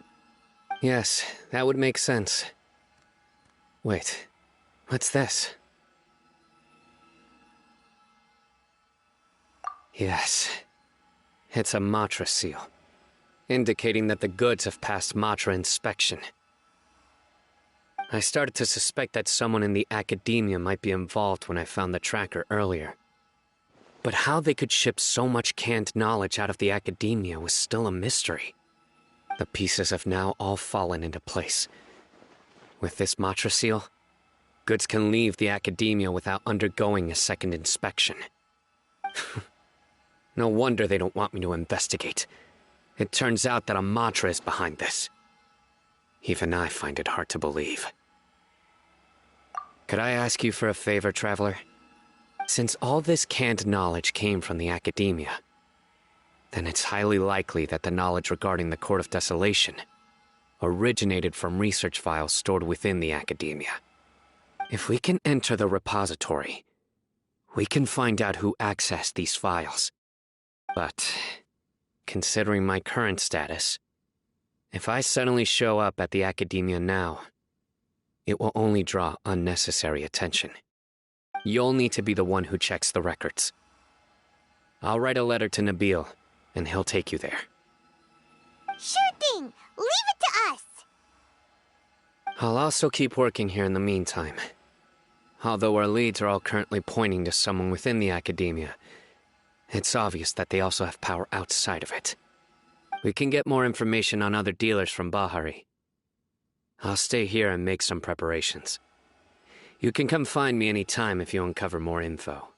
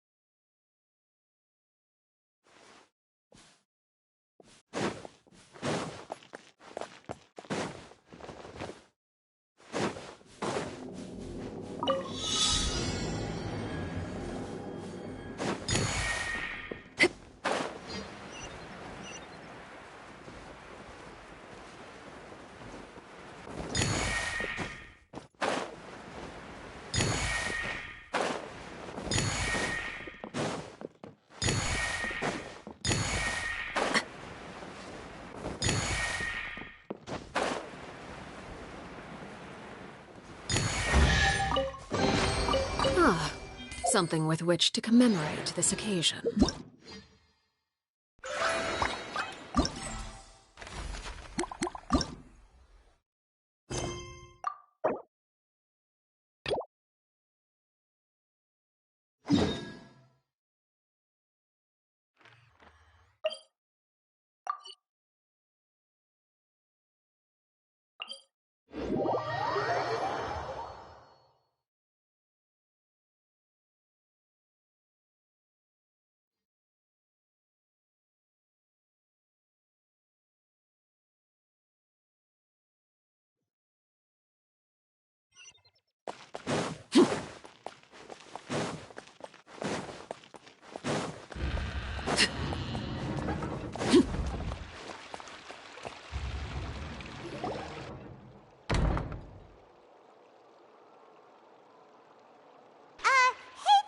Excuse us, but is Sino at the academia? You two look familiar. Are you friends of Mahamatra Sino? I'm afraid he's out on a mission right now. But if you'd like, I can pass whatever message you might have on to him. We ran into this guy by the gates, and he seems really eager to speak with Amatra. It sounds like something urgent. Oh? If you don't mind, why don't you tell me about it first? Siraj. Siraj. That name sounds familiar. Isn't he a Vahumana researcher? Vahumana researcher? Yes, one of their most renowned, in fact. I hear he's as daring as he is intelligent. There are rumors he'll become Vahumana's next sage. But please continue, good sir. What about Siraj? I want to report him for conducting a dangerous experiment. He kidnapped me, tied me up, and took me to that horrible cave. Experimental equipment everywhere. I ran as fast as I could, a little slower, and he would have caught me. There's no rush. Please, take your time. What kind of experiments was he conducting? Where is this cave? I don't remember. Huh? You can't remember? All I remember is Siraj walking towards me, and then my head started feeling weird.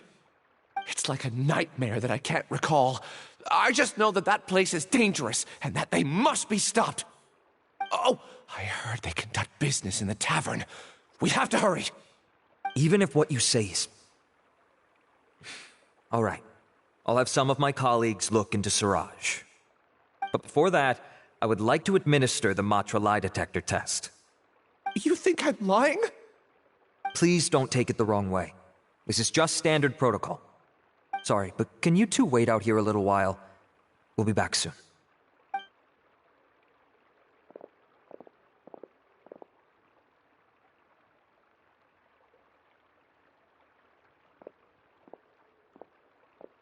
Huh? I'll hate them. Let me bring you up to speed. First things first, Ilyas passed the lie detector test. This indicates that what he said is highly credible. As such, we've decided to launch an investigation based on the leads he provided. Per protocol, this matter was reported to Acting Grand Sage Al-Haytham. After hearing about it, he left a message for Mahamatra Sino and then asked to join the investigation. Huh. It's kind of weird for you to be working with the Matra. Is there a special reason? You're overthinking things. My interest was piqued is all. Really? I'm unsurprised you have this much free time. In that case, let's join in as well, shall we, Traveler? It's already against protocol for Acting Grand Sage Al-Haytham to participate in this investigation. As for you two... Oh, never mind. After all, you were the ones who brought Ilyas here. I'll allow you to accompany us, but you have to promise to keep everything confidential. Don't you worry. Our lips are sealed. All right, in that case, I'll fill you in on what we know so far. Ilyas claimed that Siraj will be conducting some business with a Kasharawar researcher at the tavern. This is one of his few clear memories. It seems he stumbled upon this information while escaping. Incidentally, Siraj isn't at the academia right now. He applied for long-term off-site research 1 month ago. It's close to the time that Ilyas had given, so we've decided to head to the tavern and investigate any suspicious persons. That's right. Arav, prepare to head out. You two, do as you will. Oh, come on! We already said that we're coming!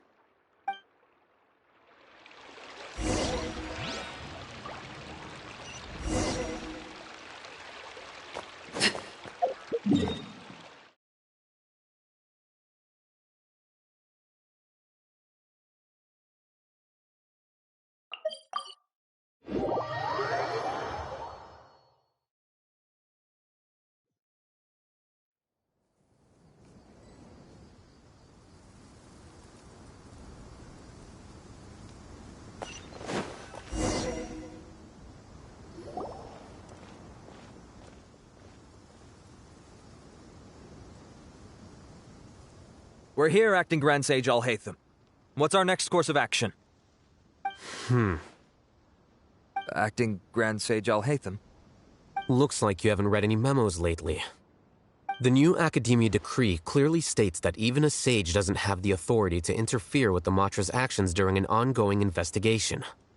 If your superior were here, he wouldn't be asking me what to do. Instead, he'd be telling me to stay out of the way. You're right. Understood.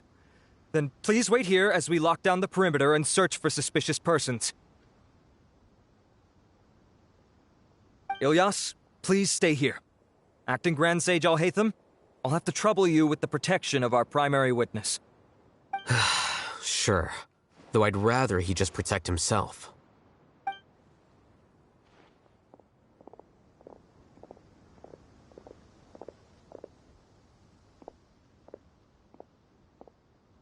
He's the same as ever, casually ignoring people just like he did back at Aru Village. Answering a simplistic question only enables the questioner. Besides, I need him to understand my position clearly. Arav has just as many doubts about my coming along as you do. But unlike you two, he's making this matter more complicated than it is, with his considerations like the acting Grand Sage is trying to seize the Matra's powers. That question was obviously bait. The Matra were once under the influence of the sages, and so were often subject to these bureaucratic traps. The test was strictly unnecessary, though. I hope that our exchange will assure him that I won't interfere with their work this time. Why is this so complicated? This is why I was against becoming the acting Grand Sage from the very first.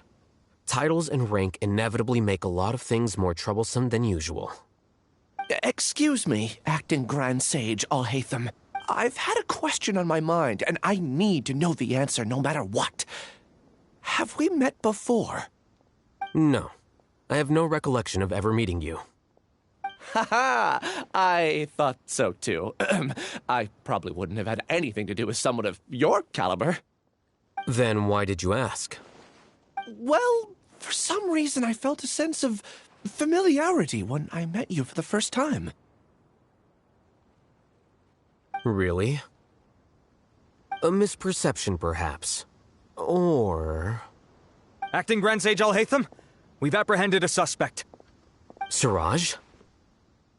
No, it's the Kasharawar researcher who has dealings with him. His name is Narendra.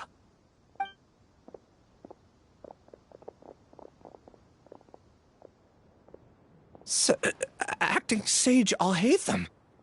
Wait, can someone please explain what's going on?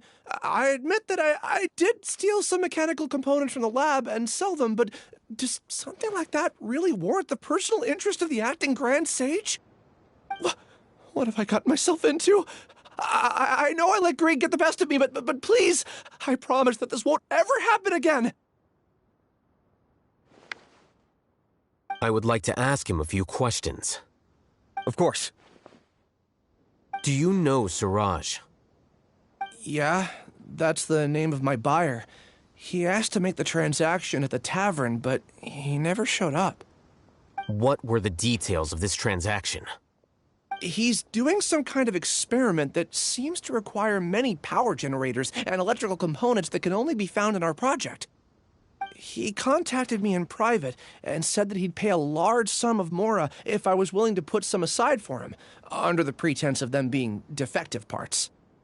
We had originally agreed to meet at the tavern earlier today to do the trade. I sure didn't expect to get stood up, or run into you all. Perhaps Siraj was aware that Ilyas might leak information, so he intentionally didn't show up. Whatever the case, it seems that this lead ends here. The good news is, regardless of what Siraj was planning, his progress will now be severely hindered by a lack of power generators and electrical components. We still have time to conduct our investigation. Do you have any more questions for the suspect? No. He's all yours. But I'd like to borrow Ilyas for a while. Oh, that's fine. We conducted a comprehensive lie detection exam, which showed that he has a genuine case of amnesia. We're not planning to pursue any further breakthroughs on that front. However, I am curious, what do you need him for exactly?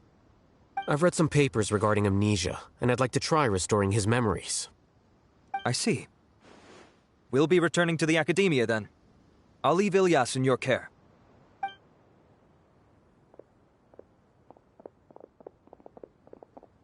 Follow me.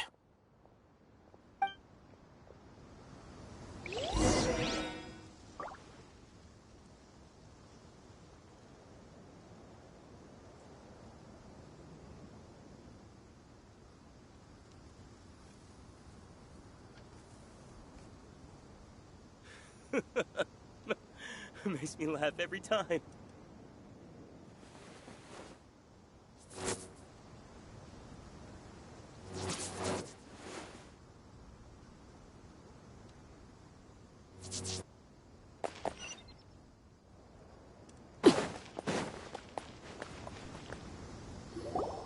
Siraj didn't show up at the tavern, and Narendra didn't give us any leads. Ugh, that means we're stuck. Alhaitham, are you serious about seeing things through? Paimon's pretty surprised that you're this interested in the case. I thought you would have guessed the reason by now. Huh? Paimon has no clue. Hey, do you know?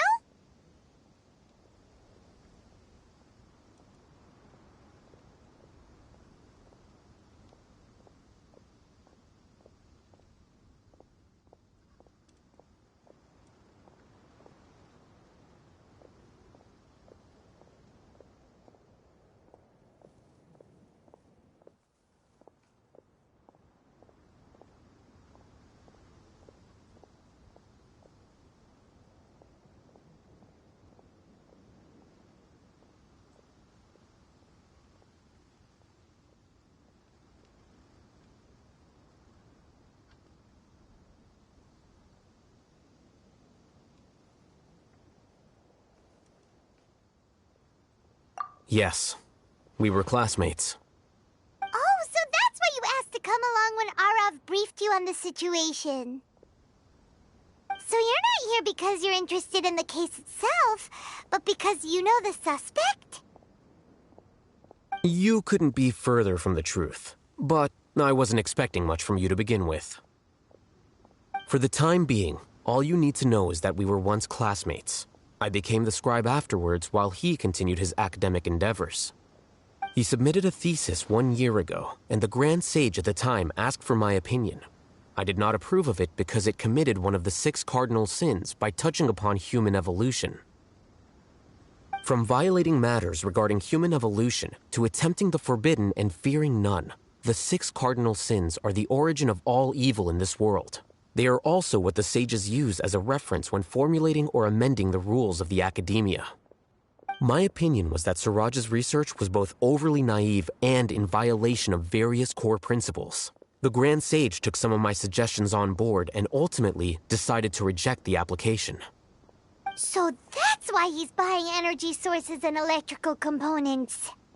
He's most likely trying to circumvent the rules and conduct his experiment in secret. That sounds super suspicious. Oh, we gotta stop him. Ilias, can you try to remember things again? Maybe something new will pop up. I'm sorry, but I've already tried many times. And no matter how hard I try, it feels like everything in my mind is shrouded in a thick mist. It is possible for a person to subconsciously forget some of their memories as a defense mechanism against extreme stress. However, these memories aren't truly lost, but merely sealed away. They can be restored with the appropriate stimulus. Now, try to recall things you care about. They don't need to be related to this case. Well, actually, I feel like I've forgotten more than just the memories of the time I was kidnapped and experimented on. The kind of person I am, the things I've done, I can remember some things, but I can't recall some others no matter how hard I try. But I do vaguely remember that there are 2 things that I have to do no matter what. Do tell. The first is to get my paycheck from the academia and give it to my younger sister in Gandharvaville. I'm not sure about the details, but it seems that I would send money to my younger sister every month to pay for family expenses. And the second thing? What's the second thing? I can't remember. Sorry, there's just so much I can't recall. Not unexpected. However, you're the only one who has seen Suraj and knows the exact location of his cave at present. As such, we'll do everything we can to help you regain your memories. Losing your memories must be really painful. But don't you worry, we'll help you get them all back. Oh, thank you so much. This feeling, it's more than just pain. I don't know how to describe it. I have so few memories that I don't even have a clear idea of who I am. And my head's always ringing. It feels like I could faint at any moment. But amidst all that, it also feels like I've been set free somehow. Nevertheless, I have you all to thank for bringing me what clarity I do have right now. Now, I do remember that I worked part-time at a place in the academia called the Research Preparation Center. That's also where I got my monthly paycheck. I see. In that case, let's go and find whoever's in charge there.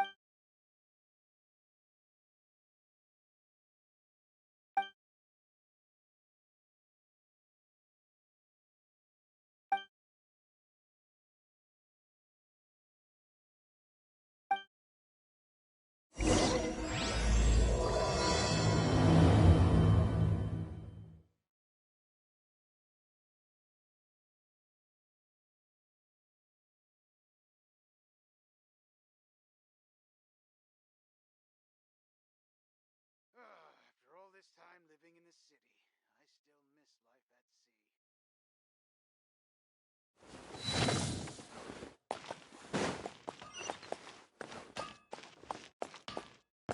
sea. It's called being a...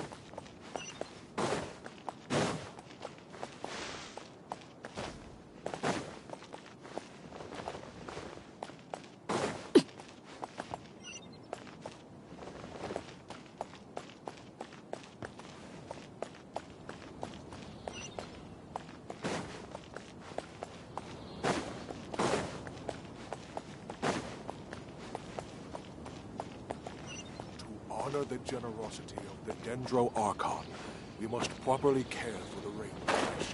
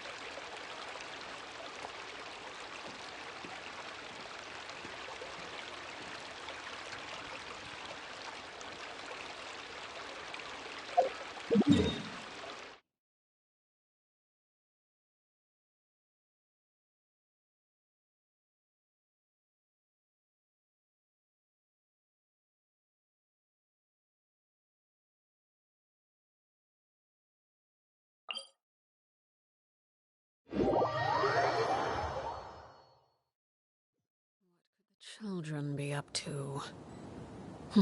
Never mind. Let them do as they please.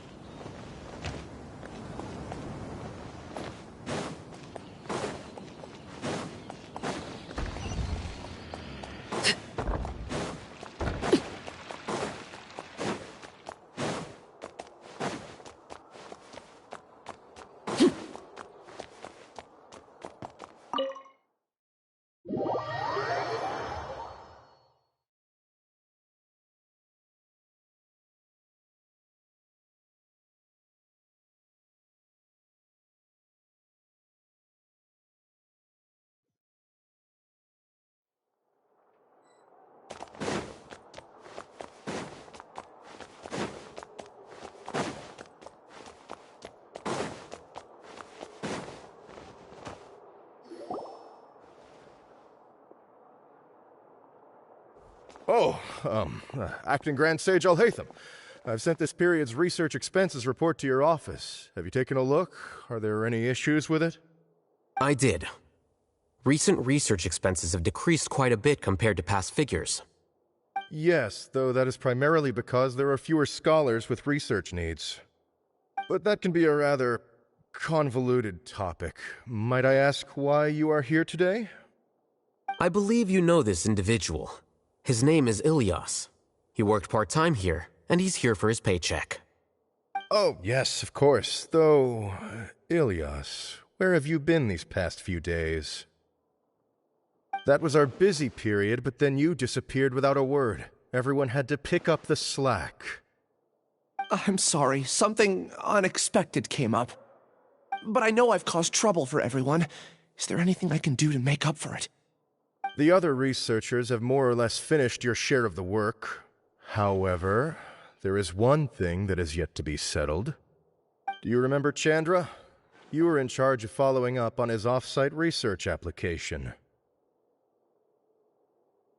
He retracted his application a few days ago and canceled his off-site project. He's the 12th person to retract a research application this month. I'd like you to ask him why he did that. Chandra is probably having coffee at this hour, so you can find him at the cafe. Understood. Then, about my paycheck. I'll pay you in full once you return. However, make sure you don't disappear without saying anything again. Be considerate to your colleagues and give them some forewarning at least. Is this acceptable, Acting Grand Sage Alhaitham? I have no objections.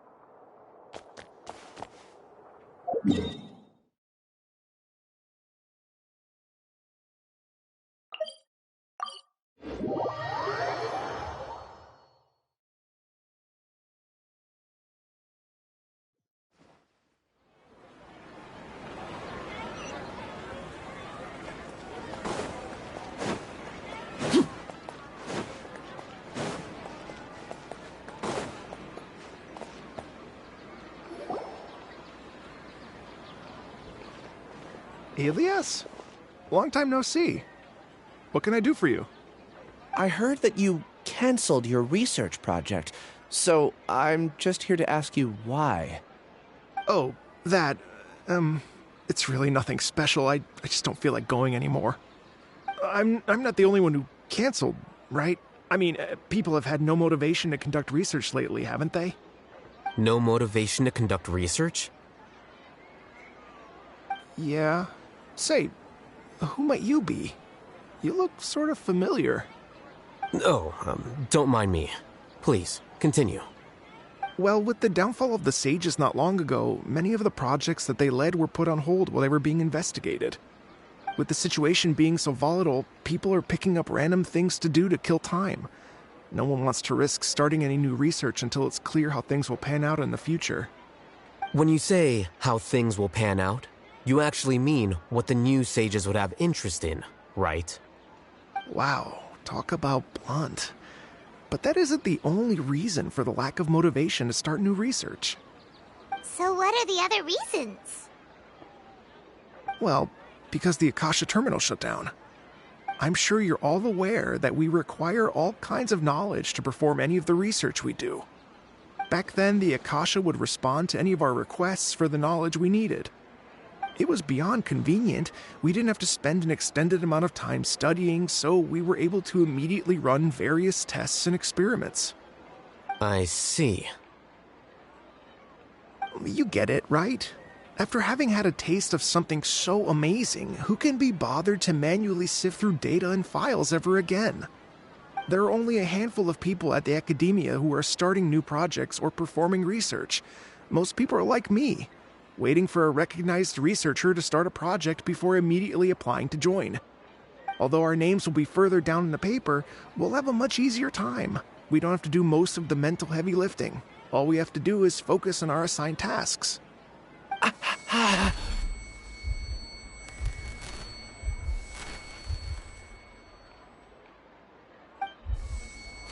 Ilias? What's wrong? My head... it hurts.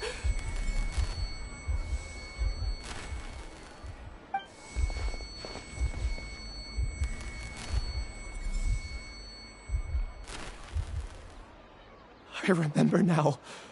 I remember what Siraj said to me as he approached. You will become Siraj number 36. Fuse yourself with a consciousness under my control. Think only in accordance with a set module. Like a worker bee in a beehive. Paimon doesn't get it. What does that even mean? It's what Siraj was researching and the topic of the thesis he had submitted. collective consciousness and the path of evolution.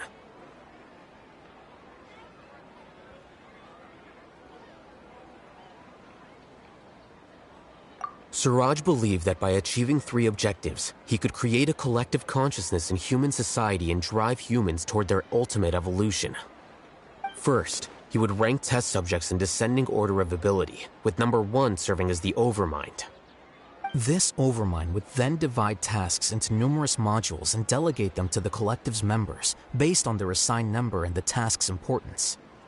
Lastly, this system must support the rapid exchange of information within the collective, or even better, allow its members to share their memories and emotions.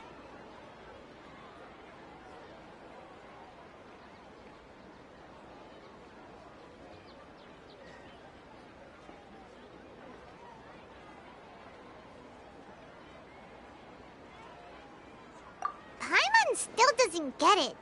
What's the point of all that? Think of it as linking many minds together and tailoring a given mind's assigned work based on its compatibility.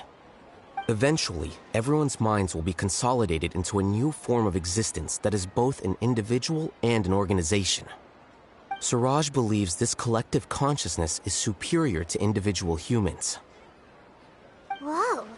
Squishing a whole bunch of people together? Paimon thinks that sounds horrible. It's just as Al-Haytham said. Suraj gave all the test subjects different numbers. Bigger numbers meant you had a lower rank, so your assigned tasks were less complex, such as being responsible for everyone's basic needs. Smaller numbers were ranked higher, so you'd be given more complex assignments like planning for the future. Suraj referred to me as number 36, and I think that was a low-ranking number. I also recall that Suraj said his plan was proceeding very quickly, and that the hive would soon be complete. Oh no, then we gotta hurry! We have to stop him before it's complete! I tried my best, but that's all I can remember. I still can't recall where the cave is. I'm really sorry. Take your time. You'll eventually remember it all. However, something doesn't seem right. Some details don't add up. What's off? You were only designated as number 36? What a shame. From what I can see, your talents merit a smaller number. I'm not sure what Suraj's numbering system is based on. Anyway, we're done here. Let's go. Please, wait. I heard you all talking about Suraj just now. Are you looking for him? Huh? Do you know something? Well, Suraj is pretty popular as of late. I heard he's gained recognition from a lot of well-known researchers. Supposedly, he's a strong contender for being one of the next sages. There are many who would give up everything to be a part of his research team. I'm nothing special, though, so I doubt I'd get the opportunity. That said, I do know a researcher who received an invitation from Suraj but declined it. Her name is Janaki. If you're interested, you can try to find her. She's usually reading at the pavilion in the garden.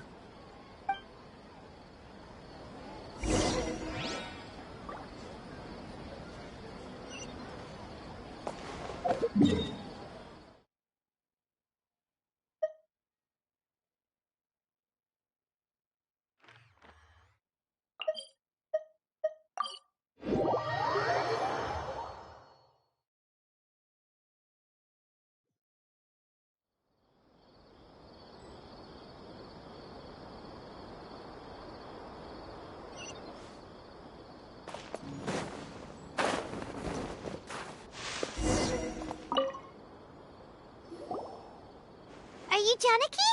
We'd like to ask you a couple of things about Suraj. Ilyas? Do you know me? I'm sorry, but I don't recognize you. Are you playing dumb with me? No, I'm not. I actually have amnesia, so I've lost a lot of my memories. And? Are you trying to say that I should forgive you just because you've forgotten what you've done?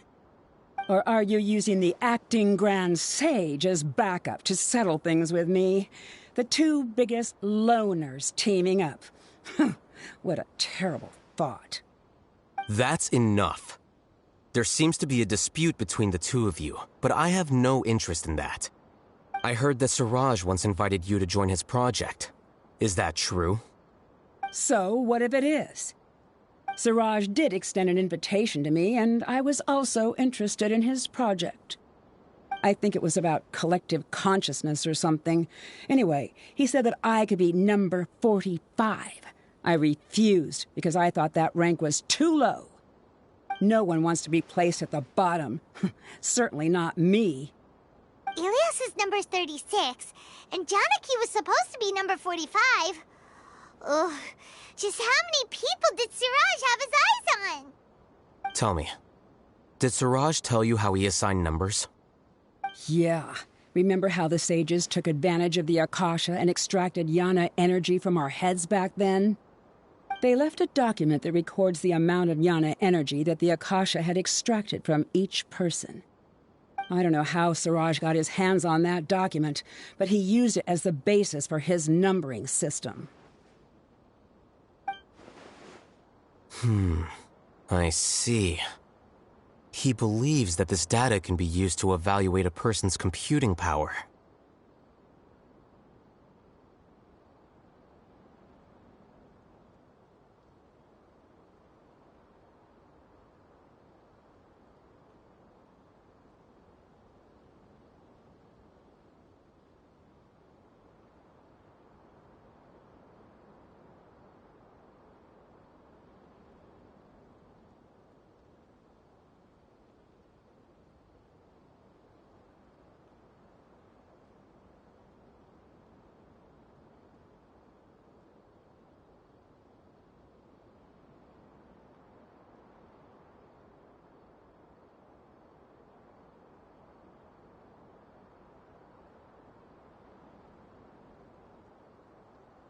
Putting aside the validity of the data, it is meaningless to judge individuals based solely on their jnana energy.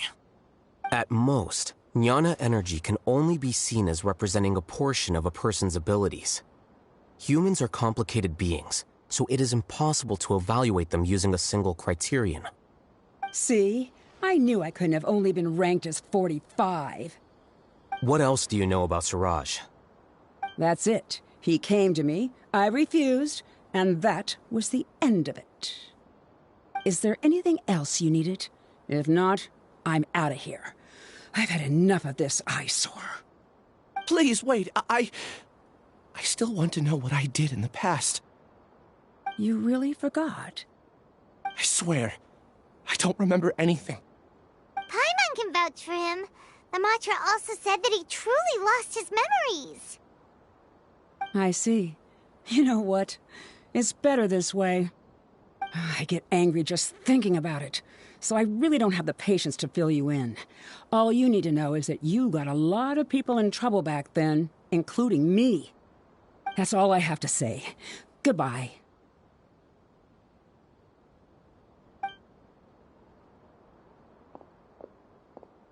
And she's gone. She doesn't seem to like you very much. Do you really not remember anything? I really don't. But after she said that, I've had this heavy feeling in my chest. I guess I did something really horrible. Do you want to remember? Huh?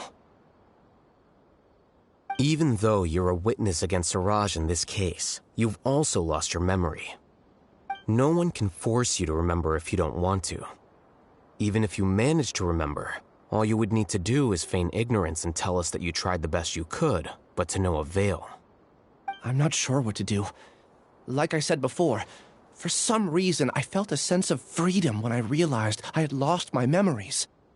But I feel like I shouldn't be allowed to go free so easily. I still want to remember everything. What should I do? I can look up your file. Something that caused trouble for a lot of people in the past must be on file somewhere. Would you like me to look into it? Yes, please. All right, then let's return to the House of Dana. We've spent enough time here, and you should go and get your paycheck.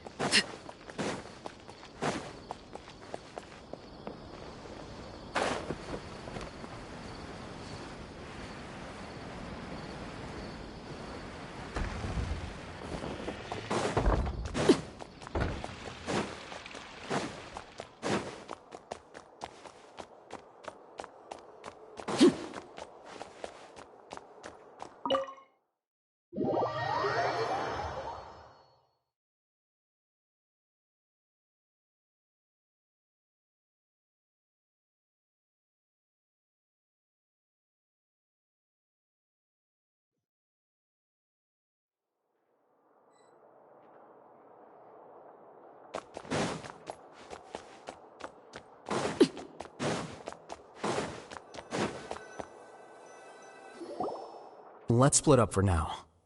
Ilias, you go and get your paycheck. The rest of you, come to the archives with me. We'll meet back here later and then head over to Gandharvaville. Okay. Thank you all so much. Relax, Ilias. Being nervous accomplishes nothing. That's true. I'm ready. No matter what I've done, I'm ready to face it. I'll also try my best to remember anything else related to Suraj. We'll put an end to all of this. I'm holding you to that. See you later.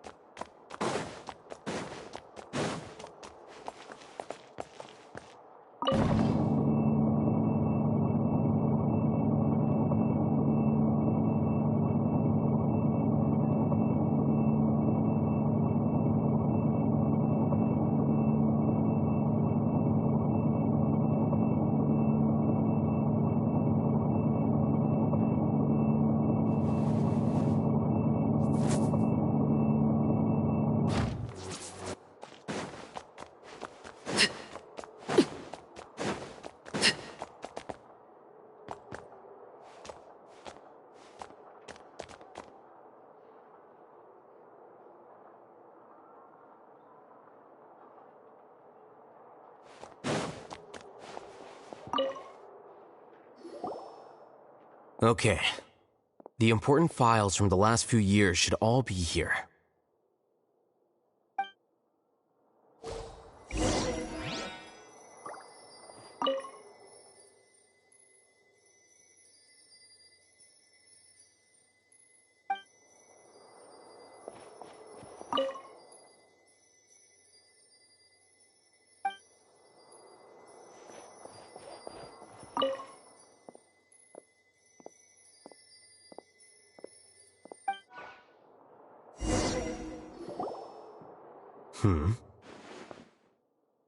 What's wrong? Nothing. Anyway, I found Ilyas's file. Let's meet downstairs.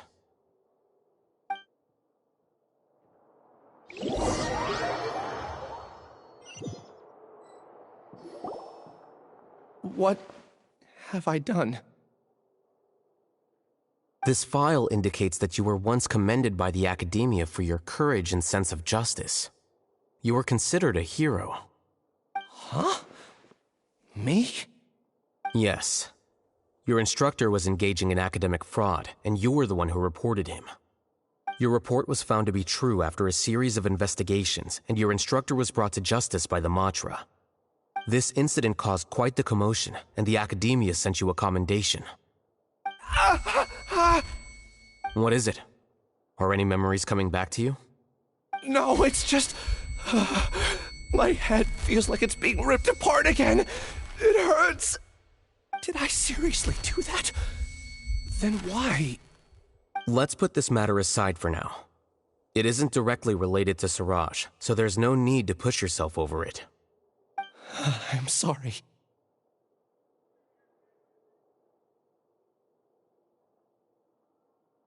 That should have been something good to hear, but my body is instinctively rejecting it. I feel like I'll black out if I try to remember. Take it slow. Recovering memories is no easy task, especially when it involves memories that you don't want to remember. Just do what you think is right. Thank you. I'm not sure how you're so calm and composed all the time, but it does make me feel more confident about the situation I'm in. Let's head to Gandharvaville and deliver Ilyas's paycheck to his sister. Come on!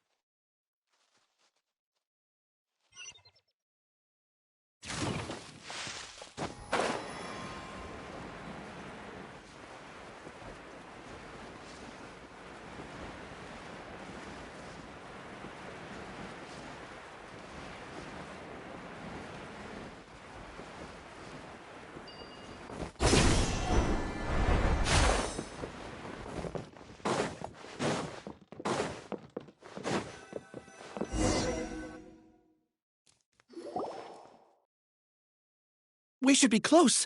Let me think. It should be this way.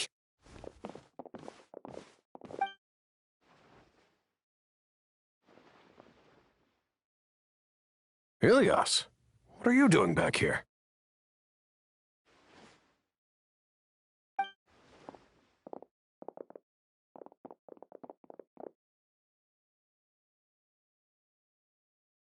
Dad, it's nothing. I was just wondering how everyone was doing. You sure everything's okay? Did they bully you again? It's all right. You can tell us. Ilias, what's wrong? I'm fine. Just a minor headache. I haven't been getting much rest lately. Back then, I told you not to be a hero. Look how things turned out. I can't imagine how things are going for you at the Academia. We've even been receiving threat letters. You don't have to force yourself to stay at the Academia. You can always come back home. I'm all right. I just need a little rest. Ilias doesn't seem like he wants them to know that he has amnesia. Hey! That's enough, you two! Ilias isn't feeling well. You can keep nagging him once we get home. Ilias, let's find somewhere to talk. So, how's your headache? It's much better now. Oh, here. It's this month's paycheck. How's everything at home? Same old, same old. It's just that everyone's worried about you. Don't mind their nagging. Deep down, they know that you did the right thing. It's just that after hearing a lot of bad rumors about you and seeing all the threatening letters, well, they're mom and dad. Maybe they just want you to conform a bit more. Conform. Yeah, you don't remember? After the incident, you... Ilias? What's wrong? Ah, I see. I remember now. Don't worry, I remember now. You're acting a little weird today, you know? Anyway, I understand your decision, but Mom, Dad, and I just want you to be happy. I don't care if you're a hero or not. I just want you to enjoy life and relax more. Your understanding is a great comfort to him. Is it? That's good. Are you a friend of his? More so these two. My name is Alhaitham, and this is the Traveler in Paimon. Oh, that rings a bell. At any rate, I feel more at ease knowing that my brother has friends. Would you like to join us for dinner? I just happened to buy some extra food.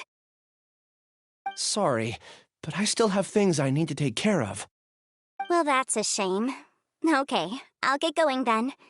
Take care of yourself, Ilias. Don't worry. I won't do anything to make you guys worry again. You remember now? Yes, I do. Thanks for that. You know, you don't seem like such a bad person. Is that your way of conveying gratitude? Oh, my apologies, but I meant every word. Remember when I asked at the tavern if we had ever met? I said that there was a sense of familiarity, but what I really meant was a sense of loathing. Loathing? Yeah, but having spent some time with you, I realized that you're not someone I disliked to that extent. Strange, isn't it? Why did I have those thoughts at that time? My strength is that I don't care about what others think. If you could also develop this quality, then you won't be as bothered by complicated social relationships. It'd be great if I could think like you. But first things first, I remember where Siraj's cave is now. I'll take you there. Really? That's great! Paimon remembers that you said there are 2 things that you had to do. We've only checked off 1, right? What about the other one? Are we not going to do that first? There are more important things at hand. We have to stop Siraj before he completes his collective consciousness, or it'll be too late. You're right. Let's head out. If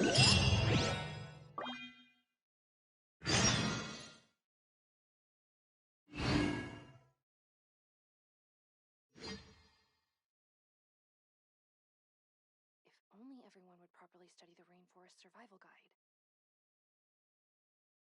The rainforest is the best place to live. For the next interview, I think I'll start with these questions. I'll have to grab a drink with Flame Man when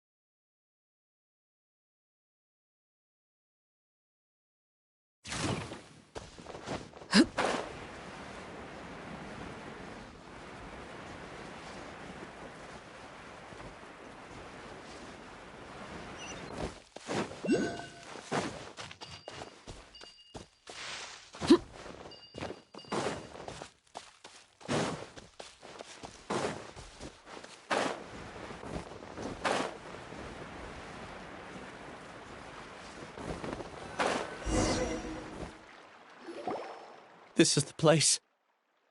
It's so well hidden. But there's nothing spooky about it. Let's go inside and take a look.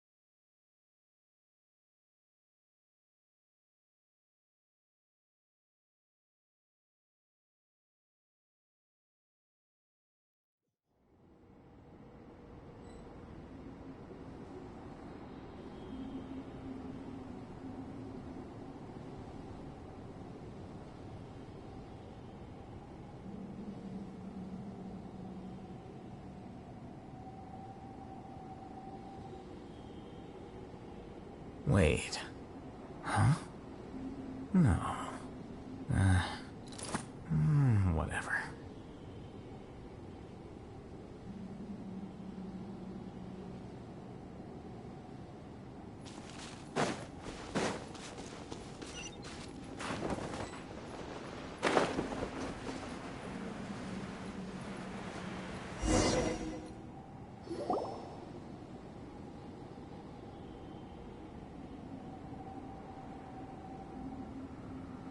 Weird. It's bigger on the inside than Paimon imagined. Are you sure it's still a work in progress? Ilyas, do you remember this place? Huh? Ilyas! Where'd he go? I don't sense him nearby. Did he get separated from us? Should we wait here or turn around and look for him? There's no need for that. Let's keep moving. Alright. We'll continue in and see if he catches up to us.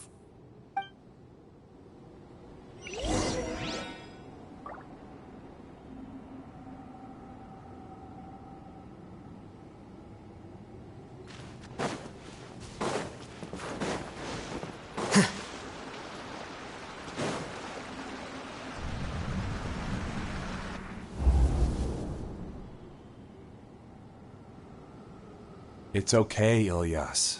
You've done more than enough for me already. I don't understand. Everyone knows that Johnny is stealing your research. Why is no one willing to go public with the truth? He shamelessly used your thesis to send in a project application, and whenever the project hits a wall, he asks you for help. Everyone knows what's going on.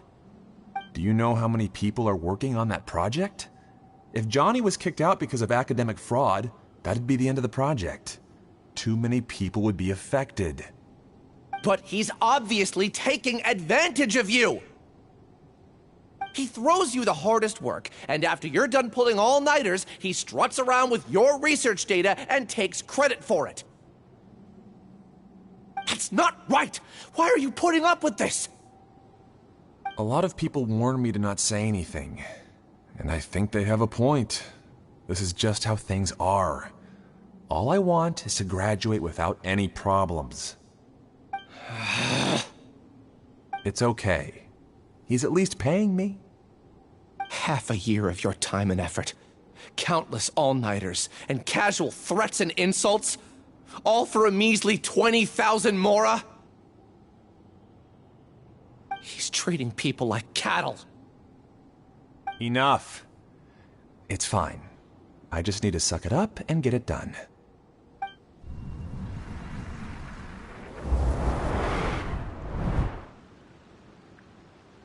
What's the matter?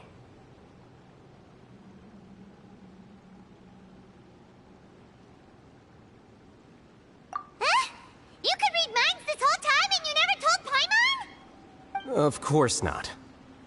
I was also able to see those memories just now.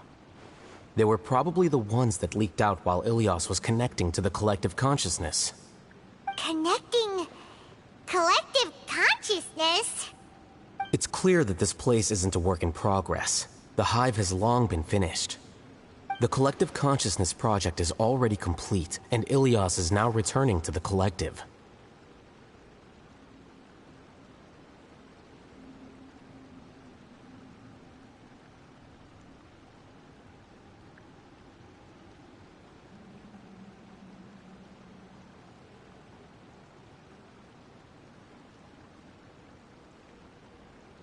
Not entirely. Keep walking and you'll see why.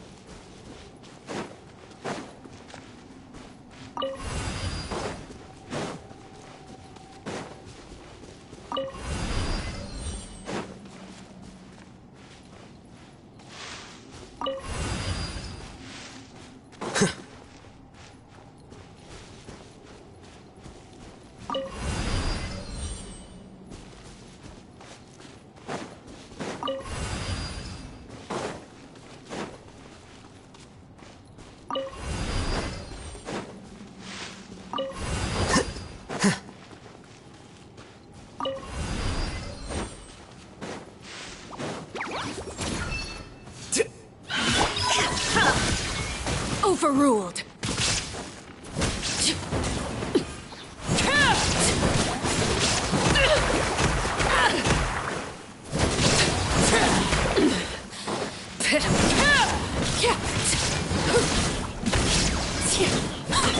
Let the show be laid bare.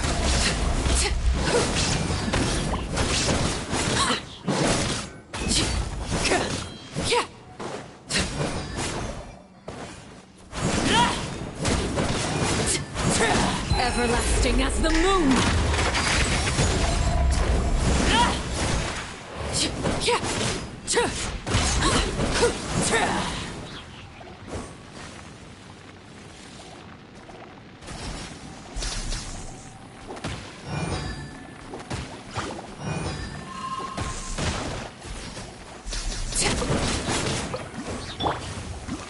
Shine down! I swear by my sword! Overruled!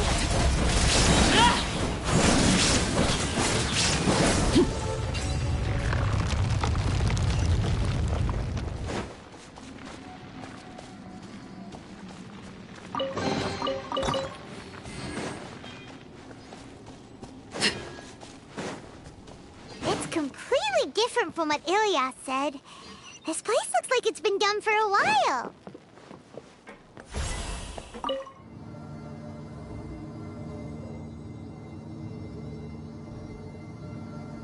Contributing to the collective by only thinking to your strengths. How easy.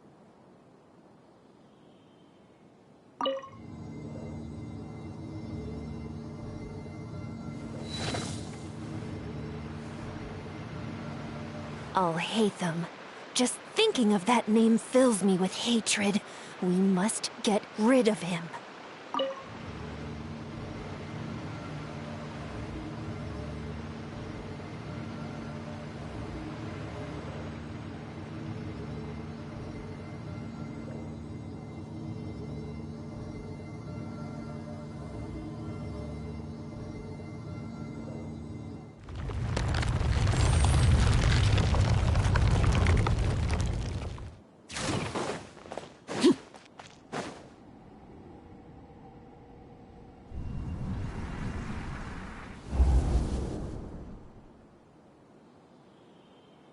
An entire year's worth of work down the drain. And for what?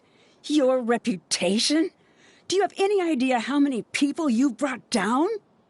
You could have played hero any time, so why couldn't you have waited until the project was complete? I don't understand what you guys are saying. Are you saying you don't care that Raju jumped to his death? It's a shame. What happened to him? I thought he was stronger than that. Everyone has been working hard to complete the project. He could have endured for a bit longer, but he chose now, of all times, to... In any case, we're done with you. Because of your recklessness, the Matra are putting Johnny on trial. This project is done for. None of this affects you at all. But do you know how many people, myself included, needed this project to complete their studies? Now our futures are up in the air. If worst comes to pass, we might not be able to graduate. Do you understand now? I'm sorry. There's no need for an apology. It's not like I'll accept it anyway. You'll pay for this.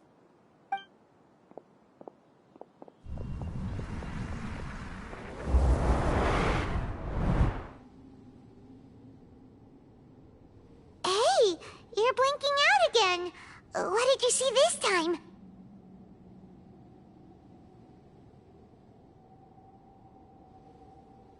Don't jump to conclusions just yet. Save your words for when we see him.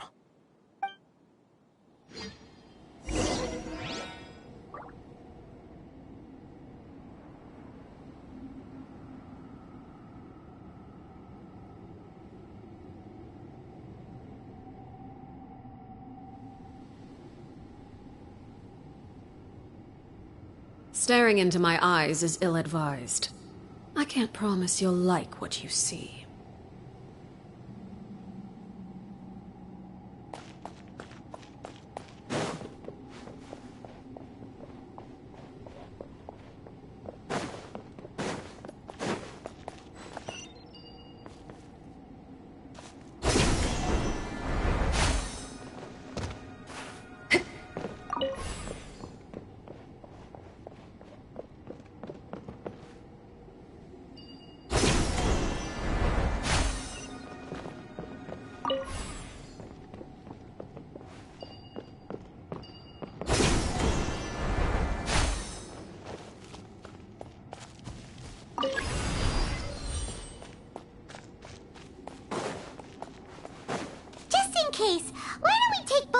with us.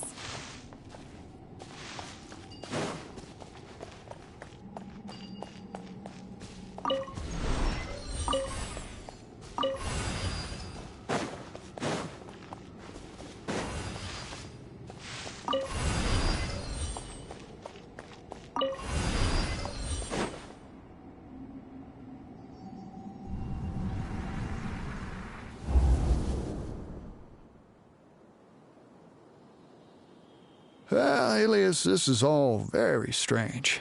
Is there really no research group that will take you?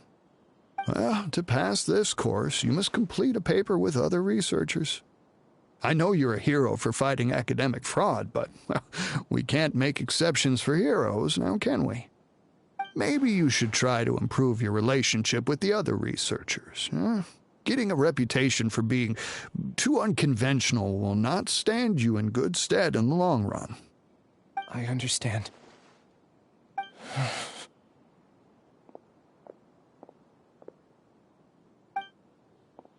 You seem troubled. Who are you? Where are my manners? My name is Siraj. Siraj? I've heard of you before. Do you need something from me? The world hates people who don't fit in. I imagine you've had your fair share of trouble. After you reported Johnny for academic fraud, you were ostracized and shunned. Even your family can't understand your actions. However, I'm working on some research that will help you merge into a collective. That way, your life won't be so dolorous. How about it? Wanna have a go?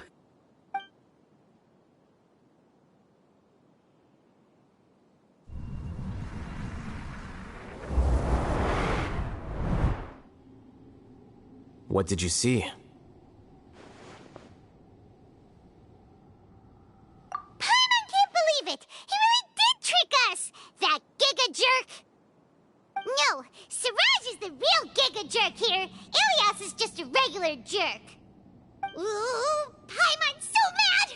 We're gonna find him, and we're gonna make him explain himself!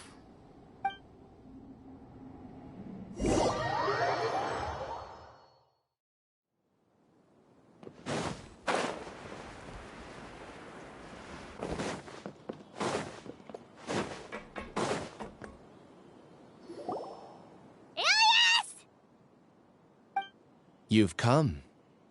I intentionally slowed my integration into the collective consciousness because I wanted to see you one last time as Ilias. And I wanted to apologize to you as him. It was only at Gandharvaville that the second thing I must do occurred to me. Bring you all here. To throw off the Matra and bring Alhaitham to the hive. That was my task as Siraj number 36. You were already Siraj number 36? But you passed the Matra's lie detector test!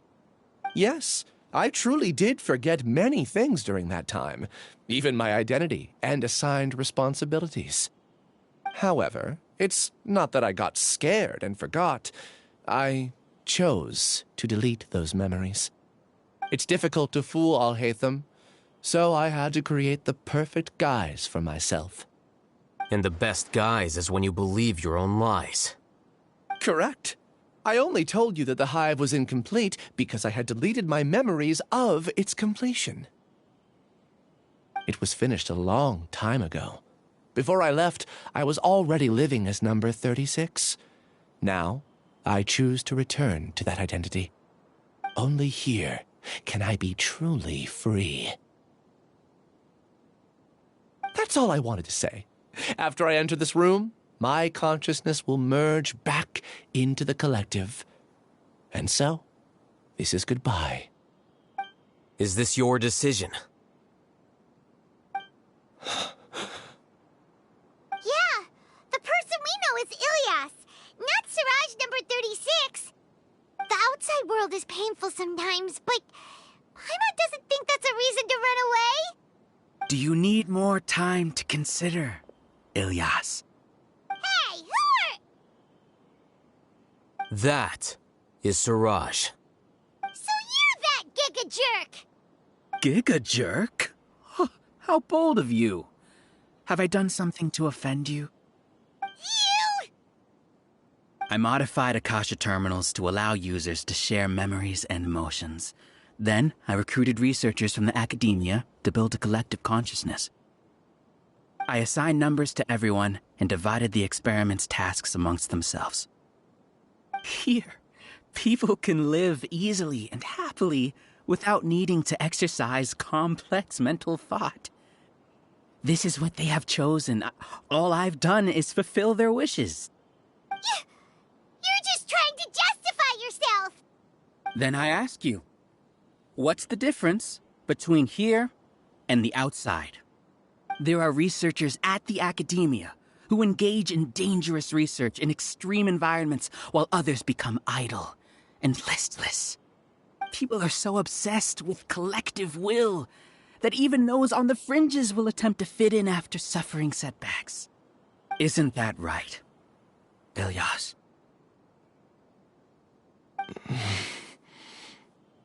There's no need to deny this, as it is fact. It is natural for social creatures to conform. And the terminus of conformity is a collective consciousness through which even an ordinary bee colony can become a powerful swarm. Replace the bees with humans, and this model becomes even more potent. Welcome to the hive, Al-Haytham. You once arrogantly denied the merits of this project before the Grand Sage. A few simple words from you, and my research was consigned to nothingness. Of course, I'm well aware that you don't care about any of this. You don't care about the pain of others. But I didn't give up. I made my thesis into reality. When we arrived, I noticed many empty rooms in the hive. Oh, you noticed that? Then can you guess where their inhabitants are? The answer is the academia. They're executing another phase of the plan. The plan to install me as a sage. The collective consciousness links all of us into a single mind, showcasing our individual strengths as we work together. We are able to execute complex undertakings while instantaneously modifying our strategies in response to unexpected situations. Everything has been proceeding smoothly. You are our biggest obstacle. With you out of the way, I'll use my growing influence to turn the collective consciousness into a legitimate study. The project will snowball until ultimately everyone will be part of my hive. No. The hive will be in control, and it will lead the academia towards a new future. We won't let you do this! What can you achieve with mere words? You weren't even able to change Ilyas's mind. Return to the hive, number 36. Yes. Wait! Don't go back! Look! There are lots of people out there worried about you. And you aren't an outcast. Aren't we your friends? That's easy for you to say, given that you're travelers. Will you two continue to stay at the academia? When you leave, tragedy will repeat itself. Return, number 36. You know as well as I do that comforting words don't make life any easier. Ilyas? Why? You two are just as arrogant as Al-Haytham. You think that everyone should be like you and live according to their own truths. But you don't realize that most people simply want easy lives. I allowed number 36 to leave the hive without his memories only because I knew he would eventually return. This proves that I know more about human nature than you do. Al-Haytham, do say a word or two. I will consider them as your last. I made those words quite clear a year ago. The model you presented was extremely unstable. No amount of garish packaging will change its fragile nature. It can't be helped. If you were clever enough to realize those problems, then you would have been aware that the Hive changed when Ilias returned to this collective consciousness of yours. What? What's happening? The collective needs motivation to execute its plans, just as machinery requires energy to operate. That's why you, as the Overmind, synchronized your hatred of me into the collective, prompting them to create and execute a plan to eliminate me. However, when Ilias returned to the collective, his memories and emotions were shared with the rest of its members. This includes his perception of me. Thanks for that. You know, you don't seem like such a bad person. Strange, isn't it? Why did I have those thoughts at that time? This contradicts the hatred you had provided them, and these two differing emotions will give rise to new conflict. So that's it. Wait, so you knew that Ilias would return to the Hive? And then you pretended to keep him around just to fool Siraj. Wouldn't expect any less from you, Alhaitham. Once the collective consciousness bugs out, we'll take that opportunity to... wait. It's back to normal already. Alhaitham, I told you. You're too arrogant. Did you really think that your little scheme would be enough to destabilize the Hive? Ilias's return had indeed introduced abnormal emotions into the Hive, but such a meager drop cannot give rise to waves. Your struggle has been in vain, and it's time to end it. Allow me to show you what makes the collective consciousness so formidable. So many monsters. Where did they come from? And something feels off about them. I also integrated monsters into the collective, though I ranked them last. Even so, they are part of it.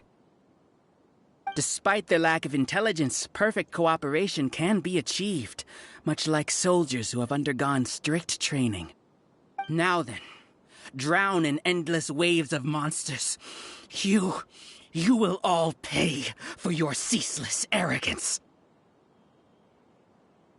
Hey, Alhaitham? Your plan didn't work, so what do we do now? I've already sent my gift to the collective. It'll take some time for the recipient to receive it. You two just need to brace yourselves for the nuisance in front of us.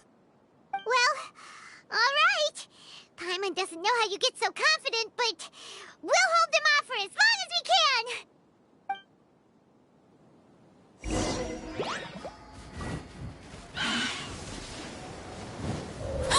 Late bear. There is no escape. I'll protect us. No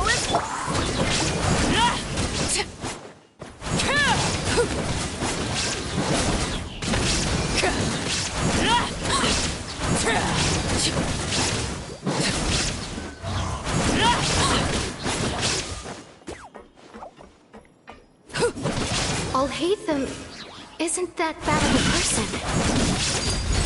But it has to be done. We must be eliminated so that we can evolve. Let the show be...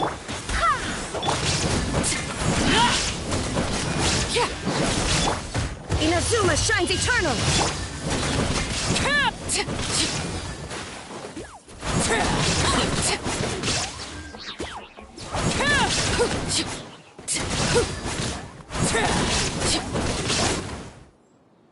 You see? That is the will of the collective. Even with the hatred gone, they continue their work. An external anomaly cannot shake the collective's stability.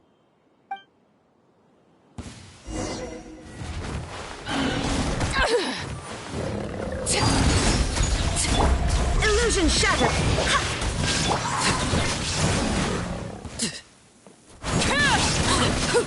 Everlasting as the moon. Overrule. There is no escape. Go as one.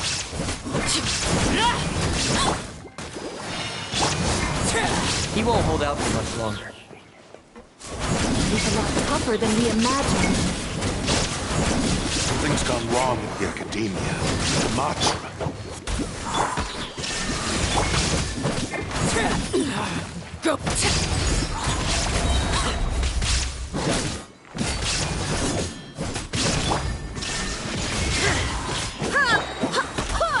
Barbados, guide us.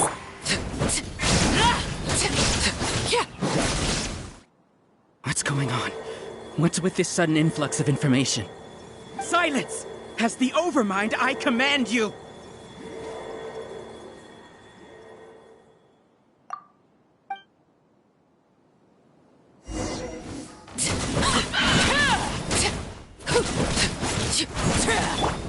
Illusion! Let's dance! Transfix! Now you shall perish!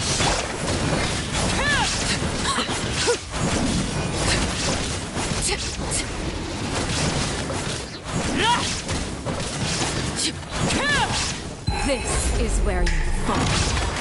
How is that possible? Why hasn't it been resolved yet? Error in our judgment? The will of the Collective cannot be wrong. The Overmind must have made an error in his judgment. But Suraj is the most intelligent among us. He is number one. His judgment is the optimal one. Is that true? No, not necessarily. Illusion shattered! Torn to oblivion!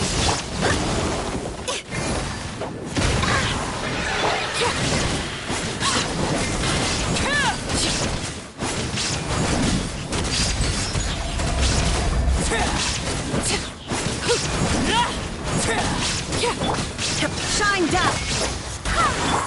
Let the show be...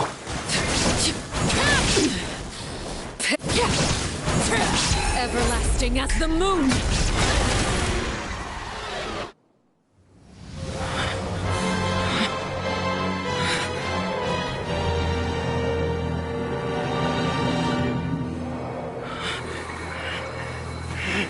What have you done?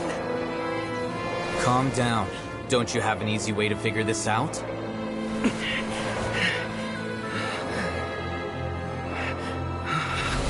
You were only designated as number 36? What a shame. From what I can see, your talents merit a smaller number. Putting aside the validity of the data, it is meaningless to judge individuals based solely on their jnana energy. What you said to Ilias has now become a memory shared by all members of the Hive. I see it now! You've channeled and amplified their selfish desires! You're trying to destroy my Hive from the inside out! Human minds are not infinitely pliable, and your Hive has stretched many of them to their limit. Once your authority as Overmind starts to wane, it won't be long before your subjects snap back. Is it worth living here like a machine? Being a tool for the rest of my life? As soon as one person begins to have these thoughts, selfishness, doubt, and fear will propagate, thanks to the web of consciousness that you built. At this stage, your so-called Hive has already fallen. It's not over yet. I am the Overmind! There has to be a way!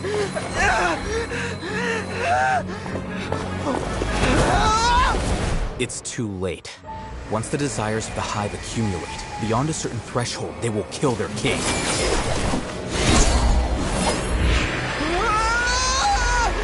Wouldn't have suffered such a disgraceful defeat if I was the Overmind. My number shouldn't be so far down in the list! Suraj is alive! This isn't what we agreed to! I should be the one in your position!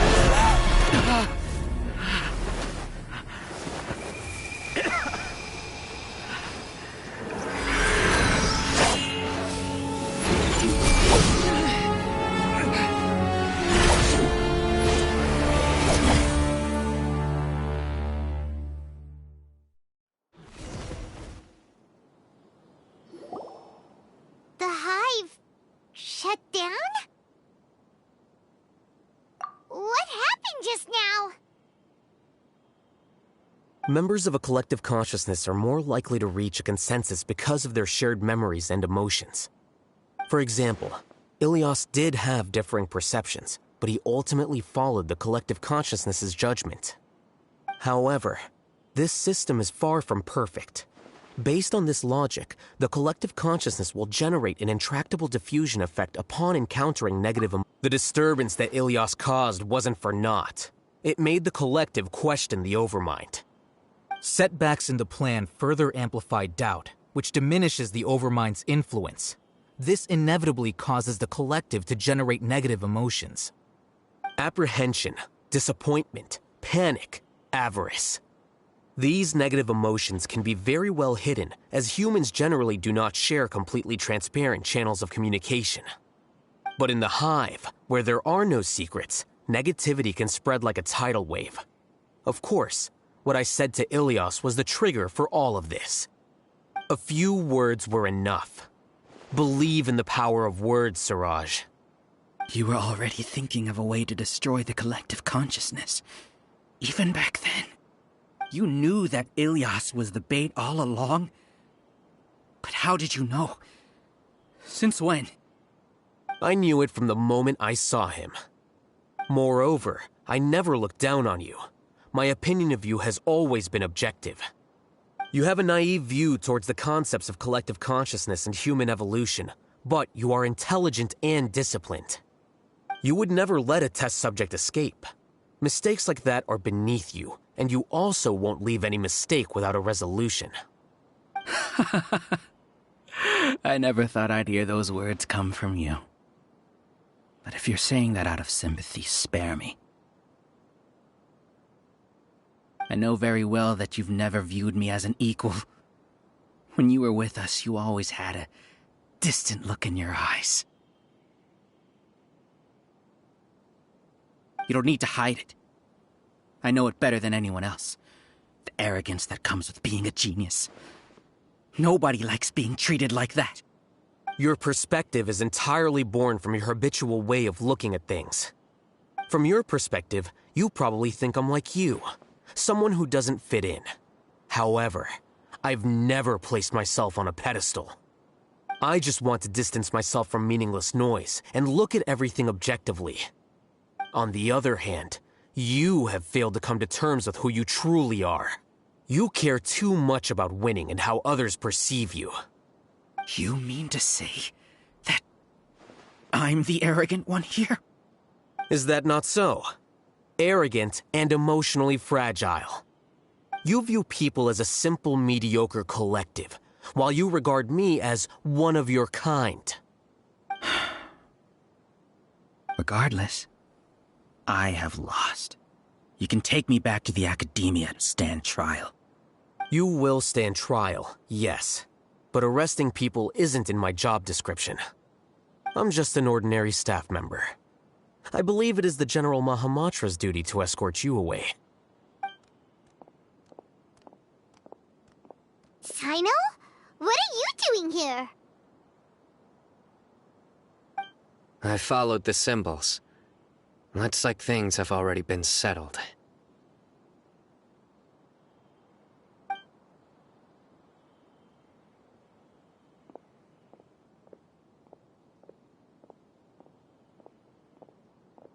Symbols? I left a similar picture in my letter to him, and I made several similar symbols on the way here. Wait, what do you mean you left a letter? Oh, Paimon remembers! When Paimon first saw you, Arav said that you had left a letter for Sino. So you really did know that something was up with Ilias from the start!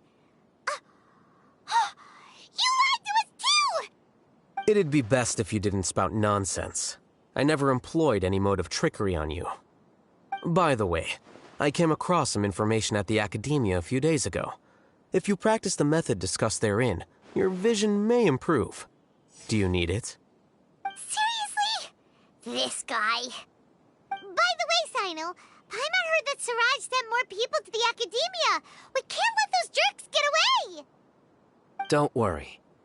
The Matra have started screening suspicious persons, and we've already arrested many of Siraj's associates. This was likely one factor that caused the Hive's consciousness to waver. Everything went as you predicted, All-Hatham. Good. Seems like the interesting part is already over. I'll leave the arrests to you all. See you.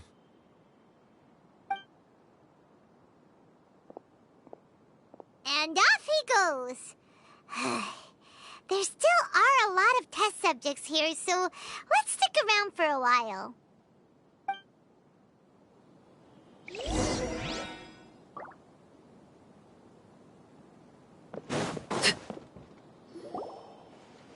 Oh no. Oh no. I was involved in all these plans to get rid of the acting Grand Sage? What came over me? How could I do something like this? We were accomplices without knowing it. But I'm afraid that Alhaitham might pressure the Matra into giving us heavier sentences. Whether he's the scribe or the acting Grand Sage, we can't afford to offend him. It seems our future at the Academia will be full of uncertainties. We can discuss the future later. Leaving the collective left me with a strange sense of guilt. I didn't feel anything towards Alhaitham at first, since he wasn't well known. All the opinions I heard about him were negative, though. Siraj made us hate Alhaitham, and we blindly accepted that hatred and thought of him as a bad person. From how things look, we've done a lot of irrational things. I guess we're getting what we deserve.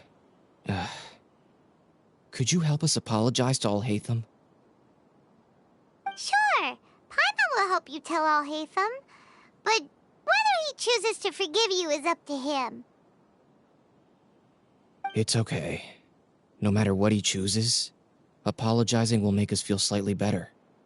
If he chooses to remember this, we're prepared for our punishment. It's time to go. Let's go.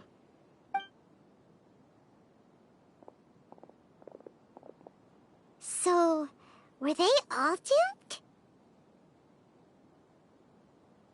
We can ask Alhaitham about that later.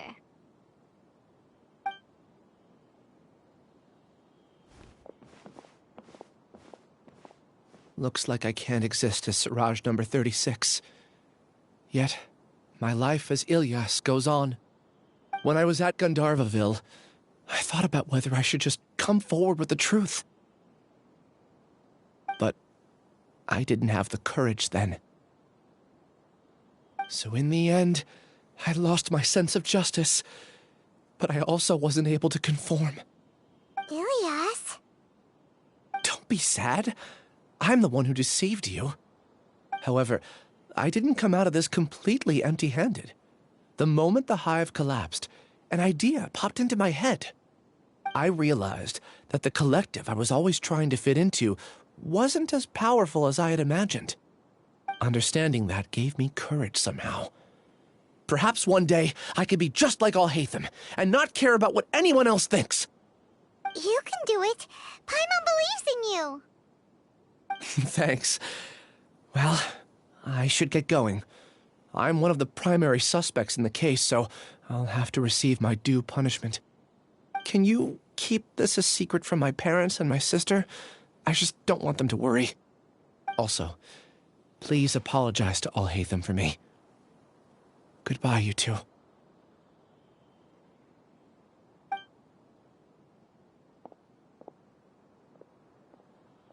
All the test subjects have been taken away. I'll have my subordinates seal the place, retrieve all documentation, and destroy the system. Are you two hurt? I brought bandages and hemostatics. Paimon's fine. Just a little tired. Get some rest. Alhaitham is probably waiting for you at the entrance. Go see him when you're done here. Watch out for any of Siraj's associates who might still be in hiding. If you encounter anything you can't take care of, come find me at the Academia. Okay, you stay safe too, Sino. Let's go meet up with Alhaitham.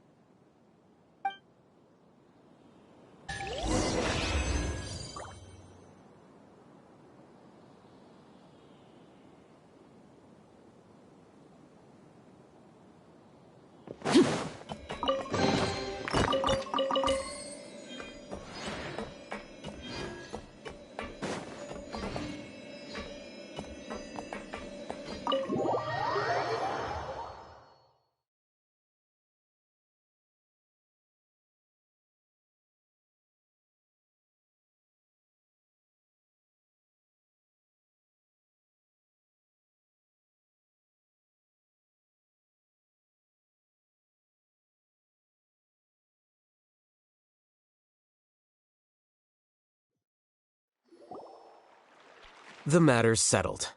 We can return now. I actually thought it would have been settled sooner. This took much longer than I expected. Judging by your faces, it seems like you two still have some questions.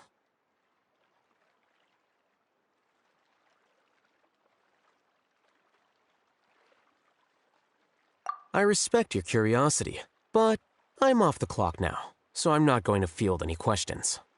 Hey, we're not your colleagues! You couldn't tell that was an excuse just now? What? Are you kidding me? You're not leaving today until you explain what happened back at Siraj's secret base!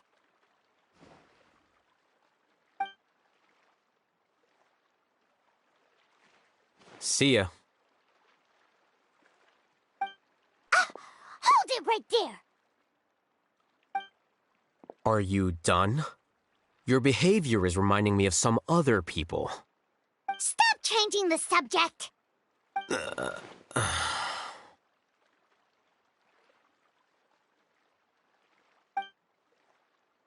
It's too much of a hassle to explain everything from the top. You know what? Come with me. Where to? You'll know when we get there.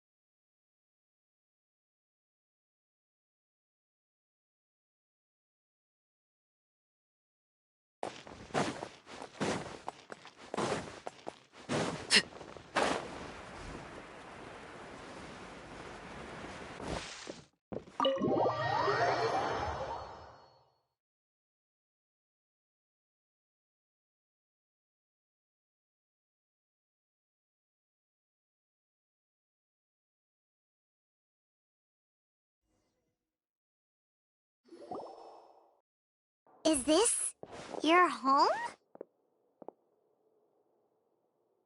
Yes. What's with you all of a sudden? Being all polite and inviting us over?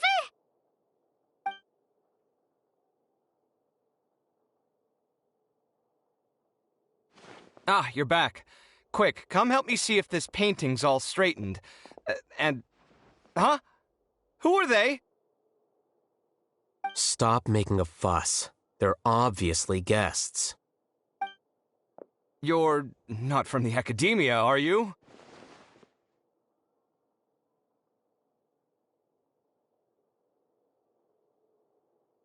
I'm unsure she's seen you before. You're that person from that time in that one place! Wait, what? How do you know me? Oh no, do people know that I live here? What? You're embarrassed only now of all times? Oh, you guys are roommates! Yes, we are, but keep that to yourselves. Please, don't tell anyone else. I keep a few books on collectives and the subconscious here at home. I'll get them. You all chat in the meantime. Hey! Hey! You're leaving just like that? What's the deal, Alhaitham?